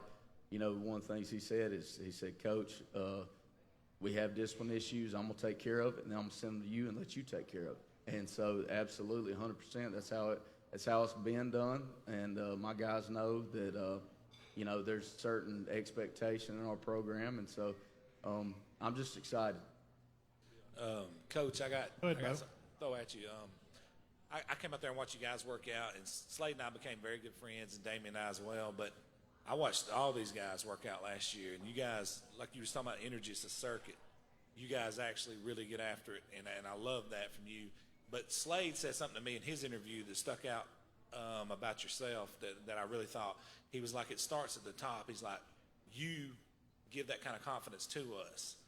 You also give that foundation for these guys. I mean, I look at these guys. These guys, we're around teams all the time. These guys are some of the best-looking athletes we've seen. But Slade talked about that and how you made it important, the weight room important, and how you came in and came to change the culture of the weight room, and how everybody got on board with it. Even yourself, you look like you're in good shape and everything. But talk about that and how that really is the backbone of your program. So, I mean, obviously playing college football, been in a weight room program at Jacksonville State, shorter, and so anyway, throughout the years, when I first got in the weight room after 5 years, I actually taught math for 5 years, and then when I became the head football coach, that was my first experience being in the weight room. But coming to Cherokee County, I remember the first day walking in the weight room, it was like, I realized there was going to be some problems because we're going to do an Olympic movement every single day. And we didn't have bumpers. We didn't have, there was like, so anyway, I had to spend 10 grand up front on the front end just to equip ourselves to go in there and be able to do, you know, some of these hang snatches, hang cleans, power cleans, just different movements that we do every single day. And kind of evaluate where the kids were. We had 2 kids total, 2. That's a lie. We had 3. I'm sorry. We had Kendrick, we had Slade, and I'm not even sure Slade was at 225 when we first started, but maybe 2 or 3 kids that could power clean over 225. And that was day 1, week 1. And just to fast forward to where we were, you know, mid-April, we have 35 kids that power clean over 225 right now. And so that's a program change. And it's not like they weren't necessarily working. It's just you're talking about night and day, two different type programs. We're on 4.5-week cycles, so we're kind of maxing every 4 weeks. That's just kind of with our situation, with our bail schedule, that's how it works out. And, you know, but it's the energy. Like, I get excited when my guys are successful on the field, in the weight room, in the classroom. If somebody passes a test and I'm outside the room, we're going to make some noise in the hallway. I mean, that's just how it is. And, you know, I have a parent meeting with every one of my kids, and I mean, I'll straight up tell them, you know, I'm crazy. I am, you know. But it's like, you know, I'm telling you up front, like, it's one of those things. The guys are nodding yes, by the way. But it's just when the kids and the parents and the teachers know the expectations, we're on the same page. And it was like Slade and that crowd, man, they love to work. And so they were some of the funnest I've ever had the part of. And I've been at Seartown. I've had guys, you know, I've been in a weight room with a coach recruiting from every Power 5 school in the nation. You know, they were in there at the same time. I had Muschamp in there and Louisville and Oregon, and they're all recruiting those guys. They're not as fun as the guys I have because, you know, it's just they're special. They're different. You know, I've got 6 guys that will be playing at the next level this fall, and, you know, every one of those guys have been coming in the weight room still. It's like, you know, I want to see them. Slade came, I think Monday, and was like not working out, and I'm like, dude, what are you doing? He's like, I didn't want to be in the way. I was like, how are you gonna be in the way? You know, so anyway, it's just part of the expectations, part of the culture. I was fortunate enough to have a couple of these guys, Witt. You know, 4th block, we have athletic periods, so the football team comes in 4th block all together. And so Witt and a couple other ones had AP classes, I think it was. So, you know, I'm not going to knock them for being smart. So I gave up my planning period to have them come lift 2nd block. And so I had like 7 to 10 of them in 2nd block. And so I was able to get an off-season myself because, you know, I ain't going to make Witt work out by himself. That's not any competition. So he needed some competition, so every now and then I'll jump in there and go to work with him. So, hey, y'all closing down on that, and to your point, man, it looks beautiful. The weight room out there looks fantastic, and Slade and I talked about, and you and I talked about the upgrades. Looks beautiful, but I'll kick it back to Matt. All right, guys. I think we appreciate you, Warriors here. We're going to pass it down to Shannon. Okay. Kate, this is for you. I know it's sort of a perfect storm, just for lack of a better term, last year that you had to step in, the situation that you had to step in. Just talk to me about, you know, the athletes like Witt and Damien and, you know, the playmakers that you've got to utilize. You know, probably this year I would think that you probably feel a little bit more comfortable and know more about what their skill set is and everything. I mean, just talk about that. It makes my job so much easier having Witt and Malachi Horton, Jack Amos, Damien. I mean, I have a lot of playmakers outside of me, so I just got to get the ball to them and they can make the plays. And we have a great O-line, and we lost 4 offensive linemen last year, but we just got to reload, and that's what we're going to do. Also, Coach, I want to give you a chance, Coach, to something we've started new this year. I want to give you a chance to plug your Warrior Network. Plug those guys. On your introduce them? Yeah. Plug your Warrior Network on your Facebook feed and your Warrior Network guys that do your home games. I want to give you a chance to plug those guys too. So yeah, our two main guys that the Warrior Network that stream our games, obviously through Weiss Radio, but Dwayne Amos and Chad Hopper are the two that handle the Warrior Network, and they do an extremely good job. And it's Just kind of Dwayne. yeah, it started 2 years ago with Dwayne kind of starting through a Mixler app and trying to get because my thing is evaluating things on the front end, like what does Cherokee County football not have?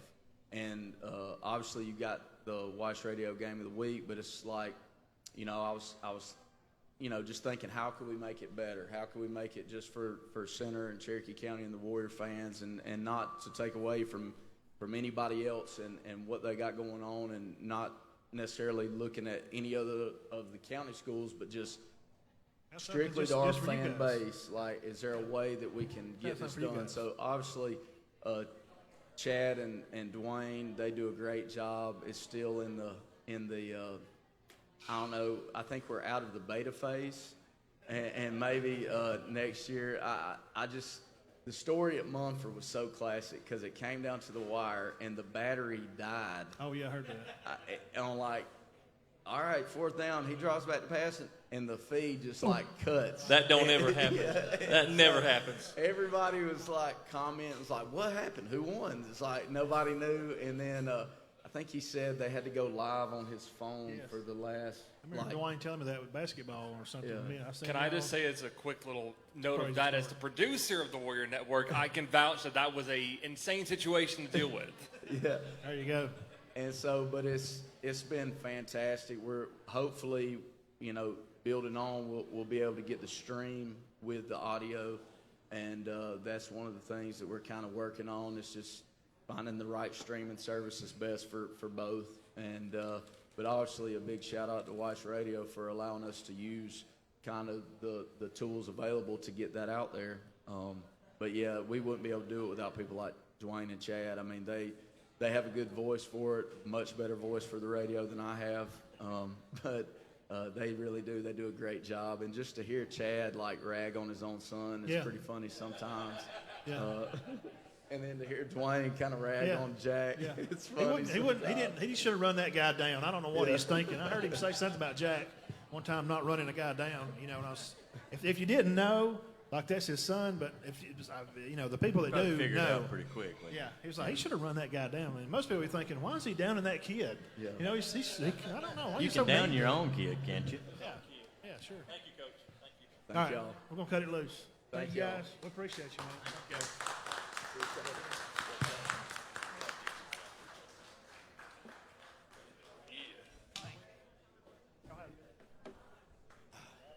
All right, we're going to take a 2 and 2, and we'll be right back.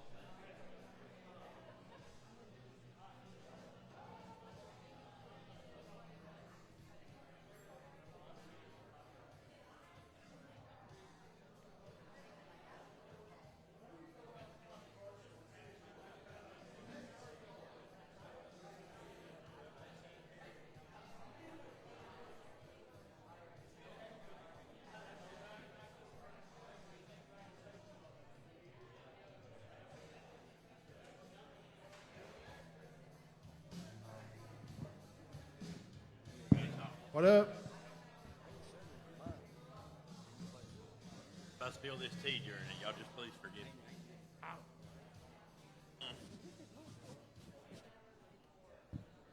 All right, everybody.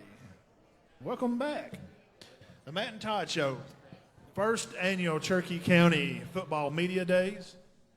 We appreciate you guys for taking some time out of your day.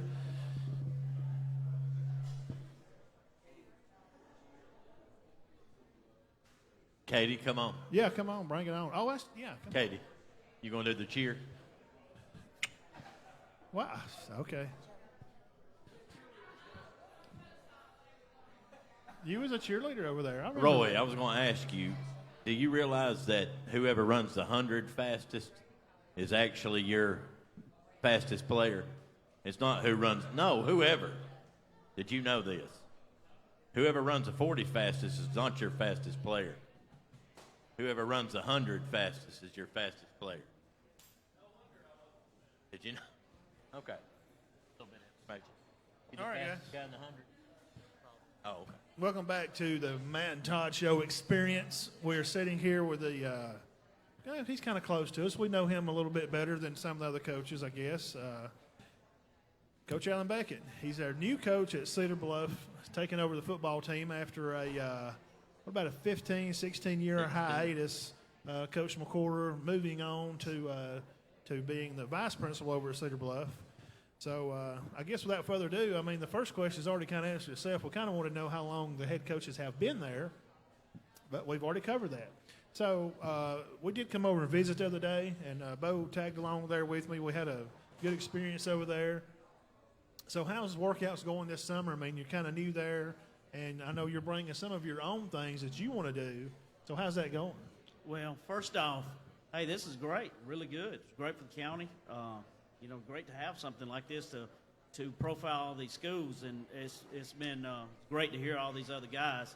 And experience is right. I'm listening coming in, and I'm hearing Todd talking about smoking, and I don't know how it got off track like that. You're talking about nutrition, putting bad stuff in your body. Yeah. I don't. I told him not You to weren't smoke. talking nutrition, though.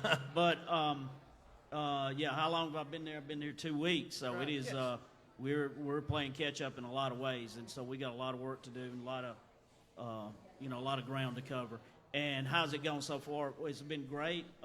That's why you come to Cedar Bluff. Cedar Bluff's a special place, and it's a place that likes sports. It's a place that likes football, and that's why you drop everything and come to somewhere like Cedar Bluff. So the guys have worked without question. It's tough sometimes to go in a place when you're new, and it's been the best reception I've had anywhere. In it, people hadn't asked any questions. They've just gone to work. It's been welcoming, and the kids have hit the ground running, and they work hard.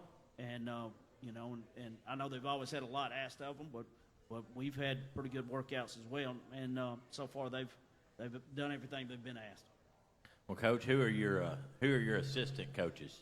Well, we got several, and I'm meeting them just kind of like I'm meeting the kids, and we got Coach Crane and Coach Wehunt. Coach Wehunt, they just had a baby this weekend, and I asked him as he left what they were going to name it, and he said he said Todd Dean.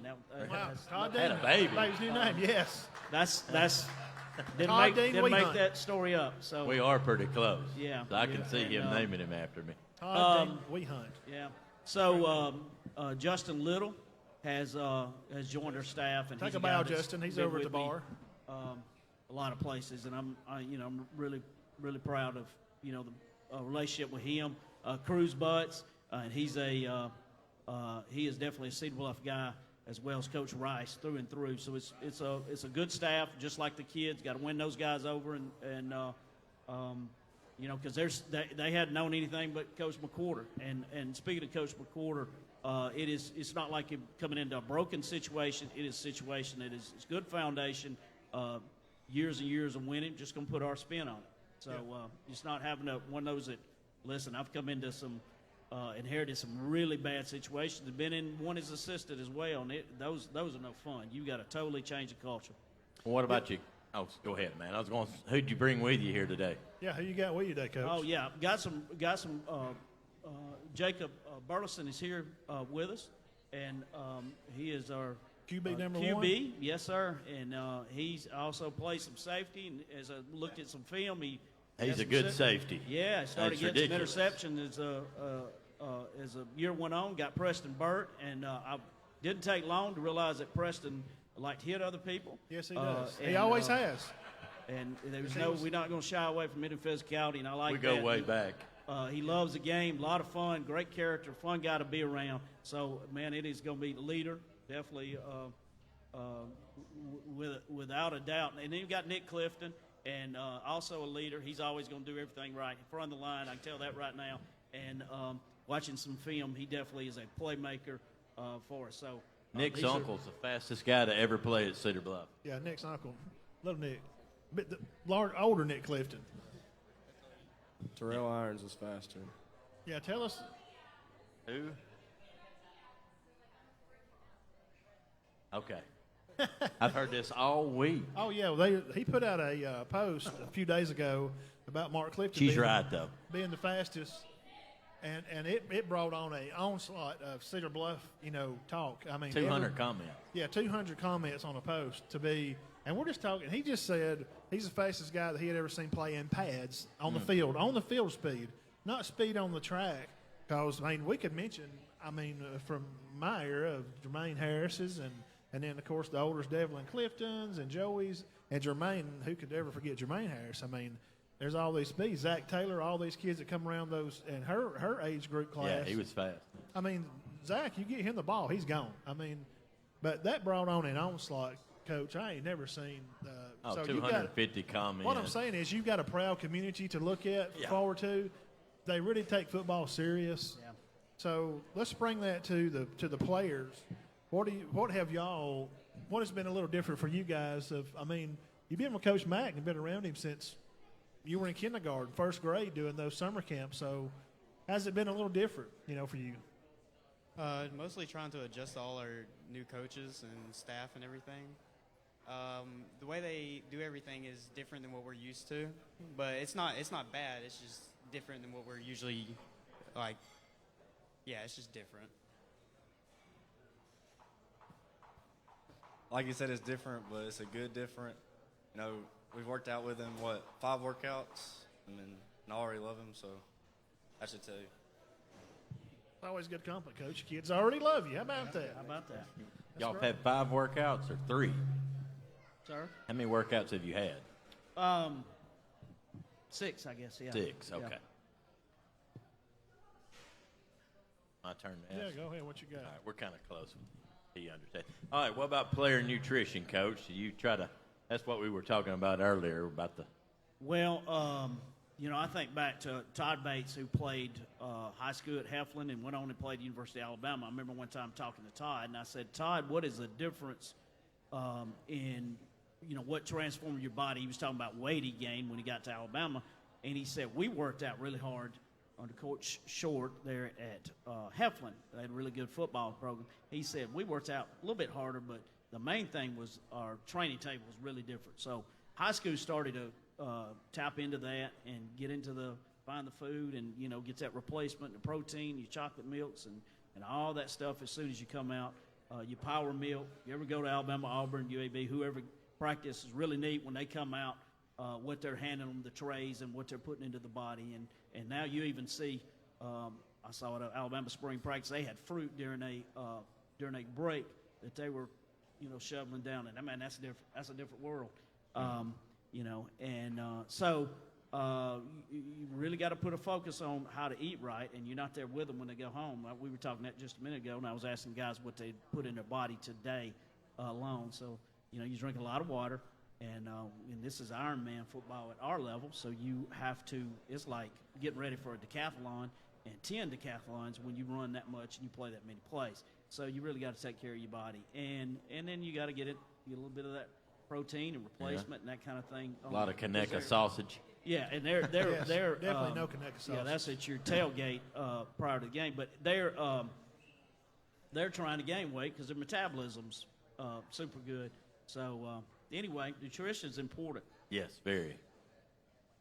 Yeah. What about we've talked about the culture and stuff of the school, and that kind of stuff. And when we had come up there and talk to you before a couple of weeks ago, trying to be prepared for this region, and going back for some of people here that don't know, Coach Beckett had a big turnaround over there at Collinsville years ago, and his assistant here, Coach Little, was part of that experience over there. So the region of playing around in Cedar Bluff is not really new to you. I mean, this region, and now the region now is, of course, you're going to get Gillsville, you're going to get Summerton, Woodville, Coosa Christian, of course. So, trying to get ready for that game one, which looks like you're going to be playing at that jamboree, I guess, on the 19th. But game one, it looks like it's going to be at Spring Garden on a Thursday night. I'm assuming that's correct. So, I know we can't see in the future, but this region. How do you prepare these guys to go face Spring Garden? And then I'll ask them, what are you doing to get ready to go play the game one?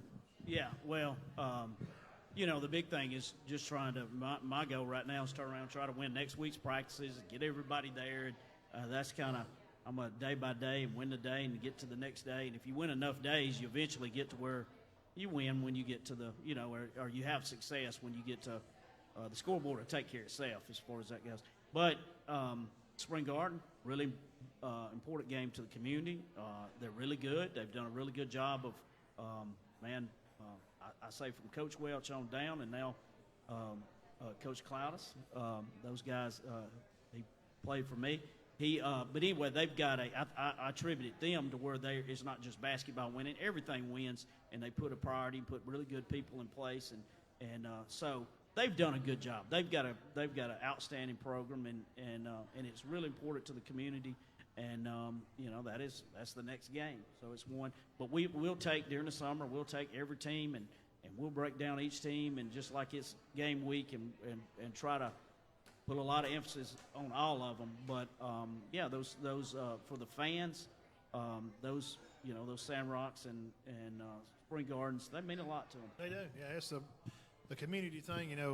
The Battle of Highway 68 Gillsville Cedar Bluff game, and we had some laughs about that earlier. And it really is, to these guys and to mine that's a senior that graduated already, they didn't get to play that game last year, guys, because of politics. So that's unfortunate. So we'll ask you to continue that question on. What are you guys doing this summer to get ready to play Spring Garden? I mean, guess game one, working hard every day and those kind of things. What are you doing extra to make sure you're ready for that game? It's more like going to the gym, working out, and having a lot of motivation to actually want to get better. Because we got a bunch of seniors on our team this year, and it consists of most of the team mainly. And we all just want to go through a year where we're basically just winning all of our games. Like he said, it's just working out and going to the gym. Like me and Jabbo try to go to the gym together as much as we can, and like Chaz Pope and all them, they're in the gym every night. Every one of them are. Cade Williams, all those guys, they work, so we just got to make sure we work harder. Like they said, working out and mainly eating good, make sure you're eating healthy foods. I got a question for Jabbo. Can you let somebody throw one ball deep without intercepting or knocking it down? I never seen nothing like it. He didn't play but about how many games, Chris? 3 games, start on defense, maybe 16 interceptions. I mean, 4 or 5 games, and he was all over the field knocking stuff down. Oh man, he's a good safety. We'd like to have seen him Which play I enjoyed more. Watching defense. all 3 of you play. Oh, sure, absolutely. Yeah. What you got? Oh, next question. Where was I? Right here. All right, Coach. You lost 4 seniors off last year's team. Finding new leaders, is that going? Which you're just now getting to where you know the players anyway. But how are the players? Do they have good leadership qualities? Yeah, I do think I do like what I've seen so far. As far as but there again, we're still 100% in evaluation period, and we want to find leaders every day, and more than just the top of the food chain and the older guys. We want to develop that through and Coach Mack had a lot of really good leadership courses, and we're going to do a lot of the same kind of stuff. So to continue to The leadership's huge. You really, it's the players, the coaches they're just navigating the ship a little bit, but really it's a players run deal. And in the good situations, good teams, and the ones that you're sitting there and you're having to spend all your time give that motivational speech or Right. pull them in the office, as well as I do, it don't matter what the talent is, they're going to underachieve and they're not going to be. That's not your team. Yeah, you had a big time. He talked a lot. I'm sure he was a good leader, but Ombre League was very vocal, and I just hope y'all can, and I'm sure you can find that same type of guy to be a vocal leader. Yeah, well, I really enjoyed. Don't know Ombre, but I really enjoyed Bucky so far, and man, he loves it. He goes all out. He's there with a smile on his face, and seems to have a big buy-in so far. And man, I look forward to being a part of him. We talked about trying to win that region and stuff, and being part of and they went 5-1 in the region last year. Cedar Bluff did. So it's hard to say what would you add upon to do, because you wasn't the coach there. So coming off of what that they had accomplished, where's some things that you would like to see you could fill in on and maybe make some things better? What are some things you could do to improve the team, maybe? Our physically, big thing, mentally, or whatever. Yeah, as far as regions and team, our whole big deal is hey, let's be the best team in our locker room. Let's be the best we can be. Let's maximize who we are. Let's get people in the right position. That's kind of that's where we are right now. And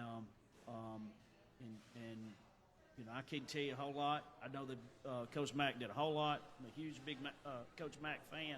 So, he had a lot of success. We're going to put our spin on it and see where we're at. What about some normalcy, guys, from from last year? And I know what y'all went through. Mine was a part of it there with you. Just tell us a little bit about how to get back to normal.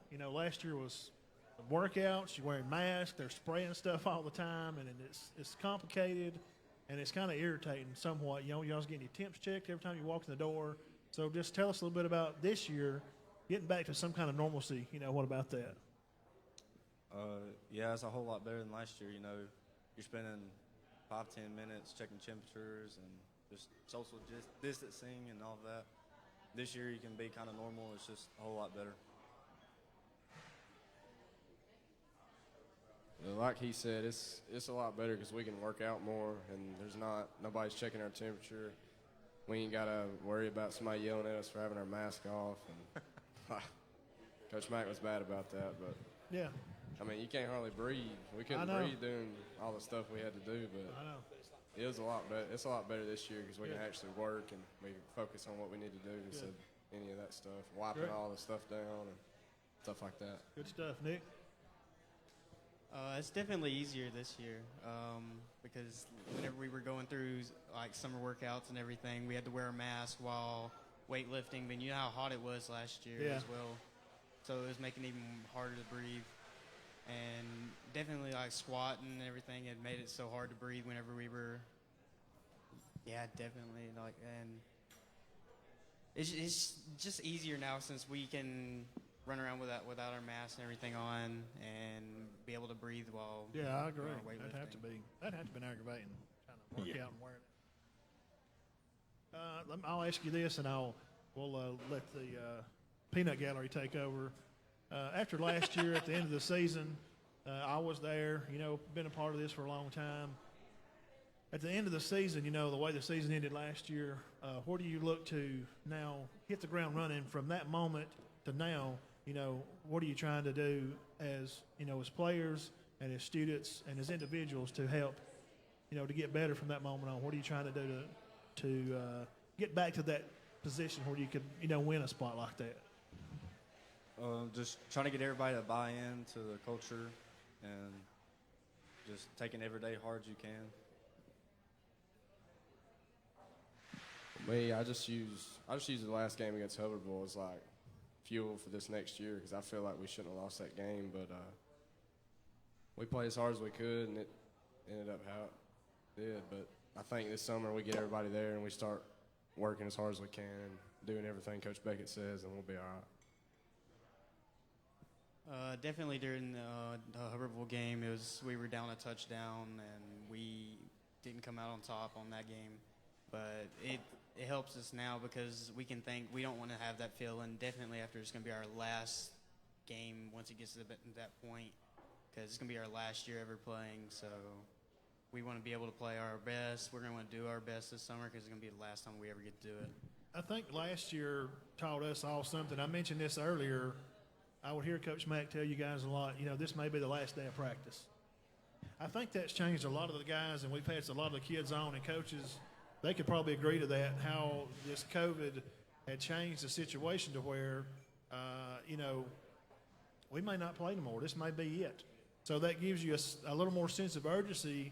And, yes, it is just a game, but to some people it's not just a game. It's a little more important. And to take your senior year seriously, and not be goofing off as much. I mean, there's some cutting up and stuff that goes on, but maybe you have a different view now of this game and practice this year of how hard you need to work because something could happen and it's just the end of it. It's just like what y'all said, because most people, like, whenever Ombre and them got out for COVID and Ombre couldn't play during the Appalachian game, it really hurt his, like, the way his morale and everything. He was all down. I mean, we kind of know how that feels now because since any time it could just come out to be, we probably won't even have a season this year. You never know. So we want to play our best, do our best, and do everything. We're going to probably cut up while doing our best. You never know. You don't mind cutting up a little bit, do you, Coach?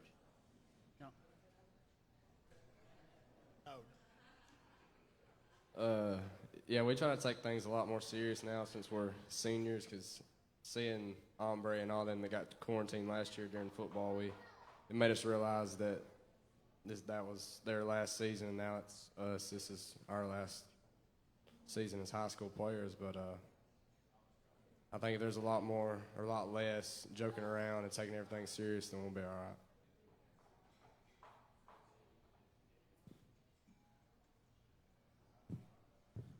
Yeah. All right. Peanut Gallery, y'all go ahead. Yeah, I got something to say about Coach Beckett. Yeah.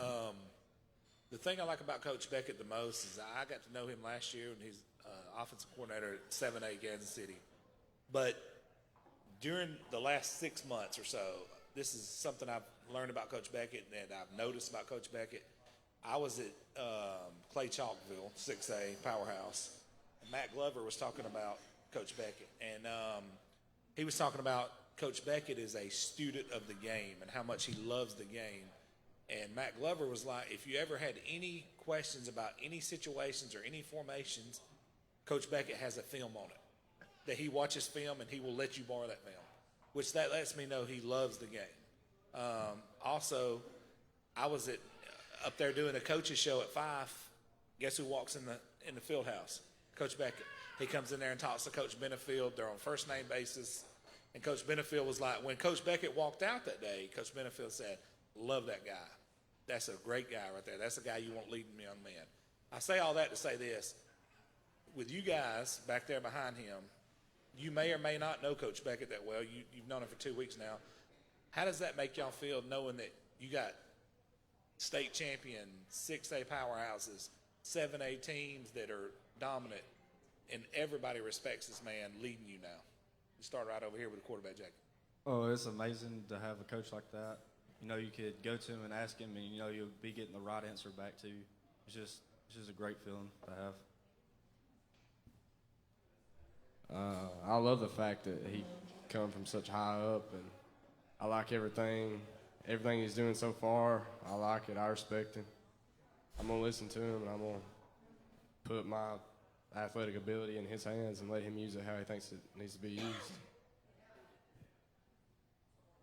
Having Coach Beckett as a coach, he brings a lot of positivity to all the players. He hasn't really let us down that much at all, even the 2 weeks that he's only been with us. He's told us a lot of good things, and he's sitting there bringing around all the offensive stuff that we need to do and different changes that could make us better in any other sorts of ways. All right. If everybody that knows me knows I'm a Gadsden City guy. I'm going to miss Coach Beckett, but I will be up to visit him some throughout the summer and the season. But Coach Beckett, you know, your dad coached here at Cherokee County. How does it feel coming back? I guess this is kind of a homecoming to you. How does it feel coming back to coach in the same area that your dad coached in and just being back here? Yeah, it's big to my mother. Of course, my dad's deceased, but it's really big to my mother, who's like the #1 sports fan and keeps up with everything known to man a lot more than I do at this point. But it was really big to her. I have seen, it was really neat. All those Cherokee County guys, I knew their parents are in Witt's case, grew up with same age as Mark. Yeah, and it's been great to be back. It's been great reception. Already knew a lot of those guys, family and that kind of thing. So it has been neat coming back. Didn't anticipate it. Was really happy where I was at. Definitely wasn't looking. Saw Cedar Bluff though, and that was kind of a game changer. And you just kind of stop in your tracks when it's Cedar Bluff. So Reggie stole my question, so now I have nothing. So I guess I'll ask you this, Coach. So you've been used to being on the other side of this region, and now you're on the Cedar Bluff side of this region. Talk a little bit about that. What things can we look forward to from this? You know, you've been on the Collinsville side and you've been on the Winterboro side. What can we look forward to from the Cedar Bluff side? Yeah, it wasn't really well received by my former Collinsville players, but they have reached out because we definitely, especially at that time, we had a rivalry. It was a good little rivalry. It was a strong one. So it is neat. It is interesting to be on the other side of things. But hey, man, I always way back to center days and sitting back and listening to Coach Johnson and my dad talk about the other side of the other side of the bridge. They always thought Cedar Bluff was a go-to place, and I always did. And I saw, say, Roy's generation on, and then researched the history. And of course, if you don't know the history, Todd will tell you within a couple minutes. He'll keep you up to date. But knowing all the way back to Coach Bruce, you know that's a place, man. That's just Cedar Bluff is a go-to place. And then just remembering those days and how good the teams were, how successful the people were. We always looked at it as a very tight-knit place, and I just always thought it was a place you can do really well. And every situation is not in the same situation, because administration's with you, and Mr. Thrasher's been nothing but great. But when administration's, they're interested in winning. You know, players and coaches win games. Administrations gives you a chance to win championship, and that's Cedar Bluff. And so great people. So that's it has been different though. Describe the final product you hope to put on the field this fall for Cedar Bluff fans. Yeah, that's a great question. Well, you want to get 100% buy-in. You want to get a lot of energy, kids that are totally, because any season you're gonna have ups and downs, all right. And but you want kids that are totally, they're gonna weather the storm. They're gonna hold on to the good times and the bad times, and they don't. So I want a product that's gonna play really hard. There's no quit in them, really physical, and brings it week in, week out. There's no down weeks. May get beat, but there's no. It's not because we didn't bring it on the weekly, and so that's the goal. You know, effort. I'm an effort coach. That's kind of my thing. I'll grade effort. I have effort charts. And some people are that. You know, some guys, you got that guy that coach is going. He missed a pass, and the coach is going. What are you doing? What are you doing? What you're terrible. That's awful. Well, if the kid gave it his all, I'm not that guy. If he's loafing, I'm effort on hustles and covers on kickoffs and punts and pursuit of the ball. Man, I'm coaching effort.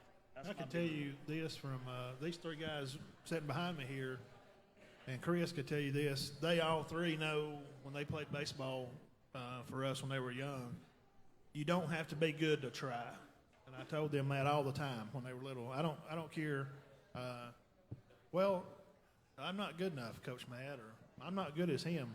You don't have to never be good to try. So these three, I know they know that. So we look forward to the season, and we're excited about it. We're excited you're here. Anything else, anybody? Shannon? Coach, I know you weren't here last year, but numbers were a little bit of a problem for Cedar Bluff last year. I believe they only had 21 that were on the roster. I mean, just talk about, trying to get, some depth, some numbers up in your first year. Yeah, and in talking to Coach Mack, a couple things at play there. You had some small classes, some small boy classes, and it's just so many can play when you get in that situation. Other thing, he felt like COVID in part hurt because you don't have the access in the hallway, and some people, and you had players, and we had players where we were at where the families were kind of stay away. But numbers-wise is always, I like numbers. If you remember Collinsville days, we built that roster up, and we finally got it high 30s to 40, and I'm constantly going to be recruiting. Now, you don't want a bad seed. You don't want a guy that's going to disrupt things. I'm not going after that, not going to fool with that. But as far as players to develop and a quarterback in each class and that kind of thing, the goal is to get players out. The goal is to have that situation. Cedar Bluff's always winning a lot of sports, but the goal is to everybody have success and one feed off the other. And of course, small schools share athletes, but I'm talking about totally in a family environment. And it may be that way, but if it's not, we're going to head even more that way because it's big to me to have numbers, big to me that we share success. He meant recruiting in the school, not outside of it. In the hallways, with their own hallways. Yeah. Anybody else?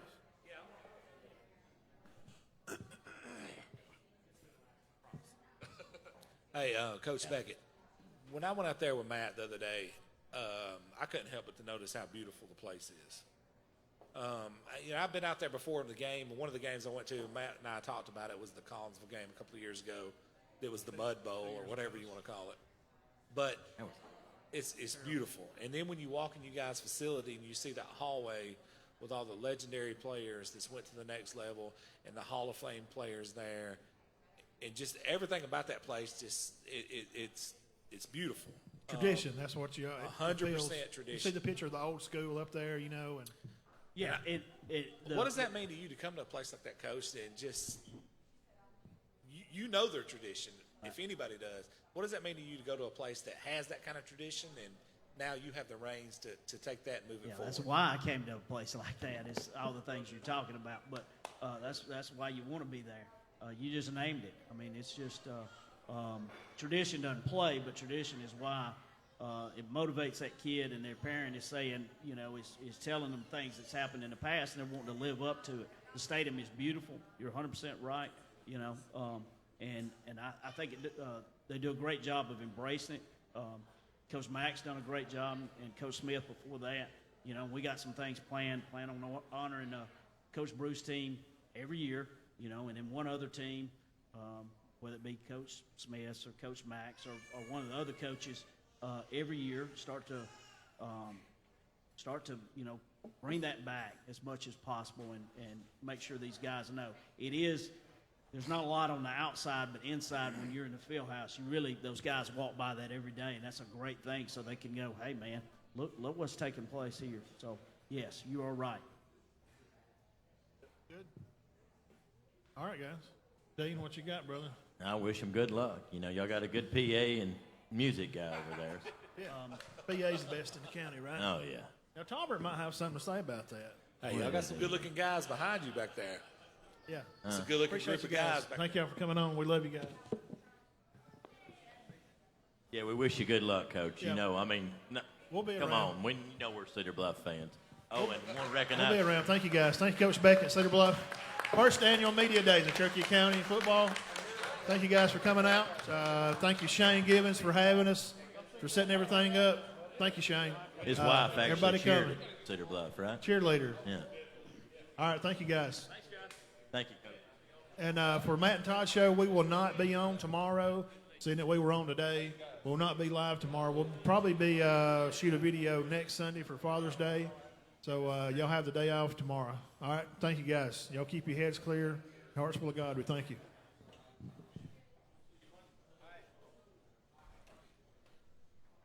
Why not?